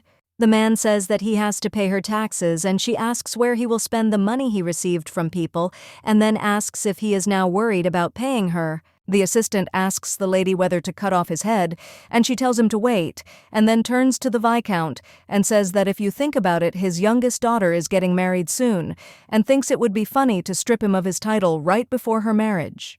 Hearing this, the Viscount became frightened and asked the Grand Duchess to show mercy at least to his daughter. The lady asks, how about tripling the tax he pays her? The man says he will do as she orders and cut the citizen's tax threefold. Hearing this, the Duchess turns to Cayenne and asks if he sees that it is not difficult to tame the nobleman, and all he needs is to press on his weakness. At this time, the main character thought that she was ready to hide the weaknesses of those who were loyal to her, but when it came to the unfaithful, she used their weaknesses against them, without hesitating for a second. A few minutes later, the Viscount informs the Duchess that he has signed the contract, and the lady asks if he knows what will happen if he breaks his word and then leaves. Ellie thought about how she had told Cayenne and Joachim to come back so she could go to Roxanne's estate right now. Walking along the corridor, the girl realized that someone was following her. At this time, the stranger watching the lady thought that this was the woman, and the rumor about her beauty turned out to be true, but he understands that he must finish her off with his own hands and considers it a pity. The mercenary understands that the lady is faster than he thought, but he thinks that he cannot lose her and therefore quickly goes after her. When the guy entered the other room, he saw that it was empty and the lady was not there, and then he asked in surprise where she had disappeared to, because he had been following her closely. Suddenly, the mercenary saw a dagger in front of his eyes and the Duchess greeted him. The lady asks if it is hard to die right away, and therefore suggests that he enjoy the pain to his heart's content and then die. He asks in surprise, what is wrong? Ellie says that no matter how much she looks at him, he does not look like an ordinary servant working here. The guy says that he is a gardener. Hearing this, the girl thought that this was a ridiculous excuse because she understood that what kind of gardener would use a sword, and then asked if he knew what her servants were learning first. The main character tells him to never follow the Duchess secretly, and if he is waiting for his friends, then he better stop waiting for them. The guy asks fearfully what she means, and the lady replies that it will be difficult for them to survive and therefore suggests that he stop talking about nonsense, and then asks who told him to do this. Cayenne looked at the tied-up mercenary and then asks Joachim what Eloise does in situations like this. He replies that she usually deals with the attackers after finding out who is behind them and then asks if he has another solution. The assistant reports that her life was threatened many times in the palace, and he cannot do this now because he knows that the person will say anything under the torment of pain. The prince says that Eloise would not like it if he got in the way and then asks if that is true. Joachim says that he is sure that she would praise him because she is the only one who defends the north and recognizes that he is capable of doing such elementary things. Cayenne thought that it would be right to make a decision after seeing Eloise's reaction. The main character looked at the mercenary and thought that he looked like a hired killer, and if he was loyal to the one he serves, he would have killed her right before he was captured. The Duchess reflects that he is not bad, but remains silent despite the fact that his arms are possibly broken. The mercenary wonders why they don't ask anything upon hearing this. The lady asks how dare he tell her this, and then says that first she must cut out his tongue. The prince turns to the lady and she says that it smells like red liquid and asks if he is hurt. He says that everything is fine and that he and Joachim did something, and then touches the tree and asks if she is disappointed. Ellie assures that everything is fine, and then says that he is a good boy. Hearing this, the young gentleman asks in surprise if she is disappointed that he did not behave well. She assures that she is definitely not. The girl tells the guy that he needs to be nice only to her, and at that time she thought that he needs to be a good boy only for her, and she knows that she said that, and it sounds kind of weird. The assistant informs her ladyship that they have captured them all. She wonders how many there were. Joachim says that only 2 and they finished them off. Hearing this, the mercenary asks in surprise if they killed his comrades. Cayenne asks if they were all following the orders of one person, and the assistant says that it seems like they were sent by one person. The main character grabbed the mercenary by the hair and asked who gave the orders. He replied that it was Baron Assmann. The Duchess says that if he wanted to finish her off so much, he doesn't understand why he sent such weaklings, because he believes that she deserves to have at least an archmage as her opponent. Eloise thinks that people are starting to underestimate her because she hasn't left the castle for so long, and then turns to Johann and says that he can do whatever he wants with him. Mercenary Viscrivaya says that she is late and then claims that now she knows who gave the orders. The Duchess says that she is not so kind as to feel sorry for the mercenary who came to finish her off. The assistant turns to Her Royal Highness and suggests that he watch carefully, and the lady says that he must learn to order others to do his dirty work for him. Joachim put the mercenary into eternal sleep, and the Duchess thought that she should order the Viscount to get rid of the body. The prince says that he himself wanted to finish him off and then turns to the lady and reminds her that she said that he could finish off anyone who threatened her. Eloise explains that she is simply teaching him for the future when he takes the throne, because she knows that the time will surely come when his subordinates will have to get their hands dirty for him. Cayenne agrees with her and says that next time she should let him take care of them himself. Roxana asks how Viscount Heshamain reacted. The lady replies that he insisted that the information was incorrect. Hearing this, the Countess smiled and said that she believed that he would have to be sent to the grave at their next meeting, since she believed that he had already lived too long. Ellie says that he turned so pale when she said that the information came from her hearing this. The woman asks if it means that he is still afraid of her. The main character thought that the subjects would soon learn about how Viscount Heshamain treated the bodies of the mercenaries, and believed that this would be a silent warning that the same fate would befall them if they ever disobeyed her. The Countess says that His Royal Highness seems gentler than she remembers him, and then asks if the girl calls His Royal Highness by name.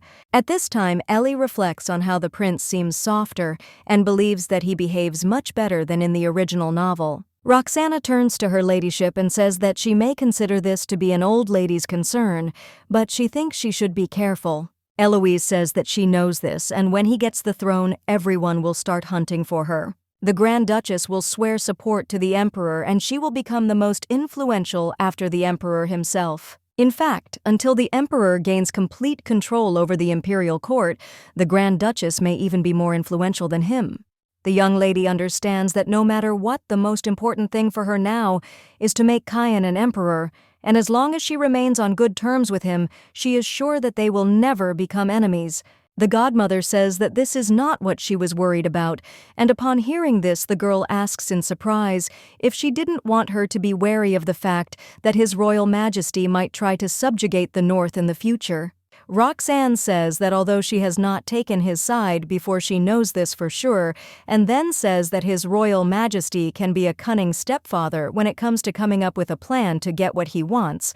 At this time, the main character thought that when she remembers what Cayenne was like in the novel, what she says doesn't seem so strange, and then asks what she will try to tell her then.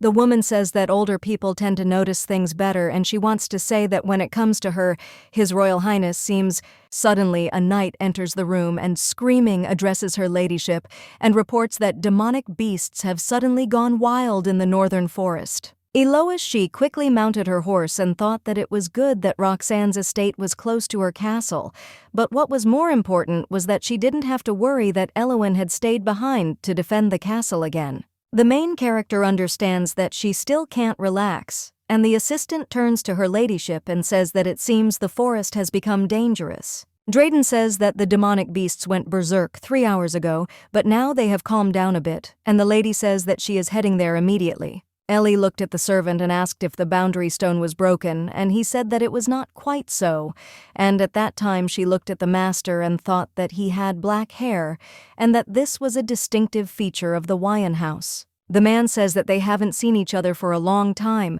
and the girl asks in surprise if he is the father, and at that time she became interested since it was not said that the Duke of Viana died, but she considered the possibility that he was still alive. The young lady does not understand why he had to appear now.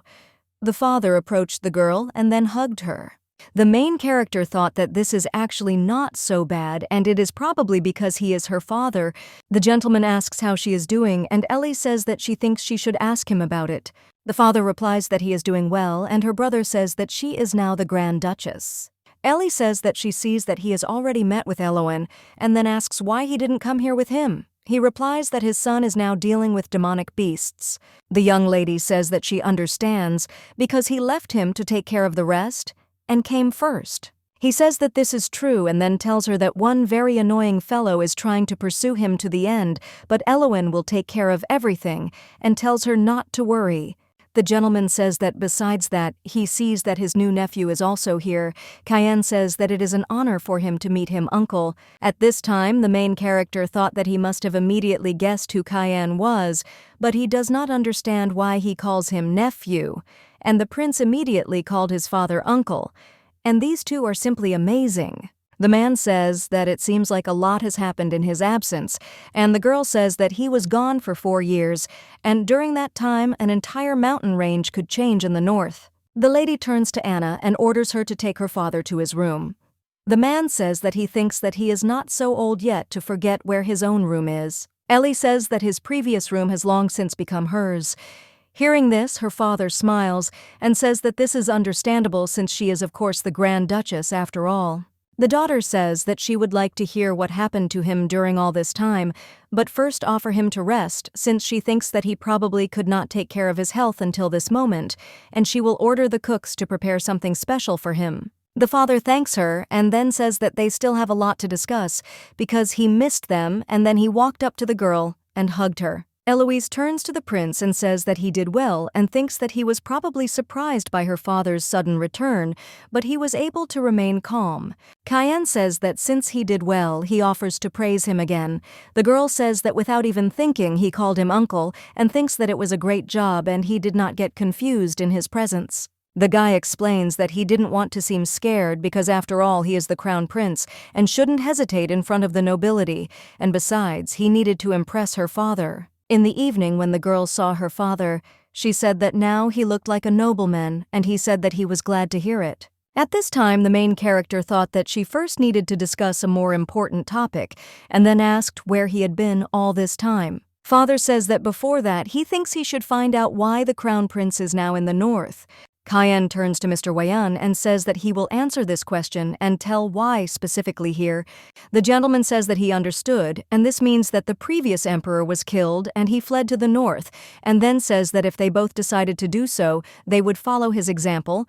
At this time, the young lady thought that he didn't seem angry at all about his daughter receiving his title when his death hadn't even been confirmed. Ellie reflects on the fact that, on the other hand, someone must always rule over the north, and then says that now it is their turn to listen to his story father and wonders what he was busy with for so long and returned only now. The main character understands that if the emperor learns about the return of the former duke, he must ask him for his daughter's hand in marriage, and she does not want this to happen. The father explains that he went to find it, and it is a gift for his daughter, and in his hand he holds a thing that looks like an egg.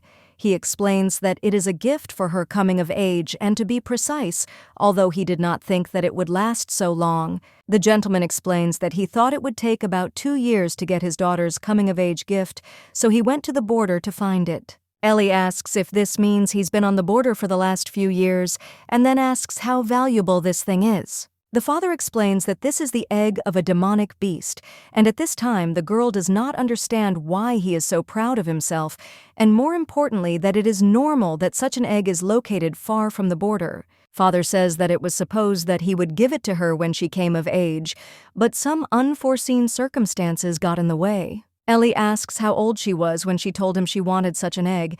He replies that she was about 8 years old, and she was still little, and then asks his daughter if she knows the value of this gift. The main character was surprised to hear this and thought that he was a complete idiot who was ready to do anything for his daughter.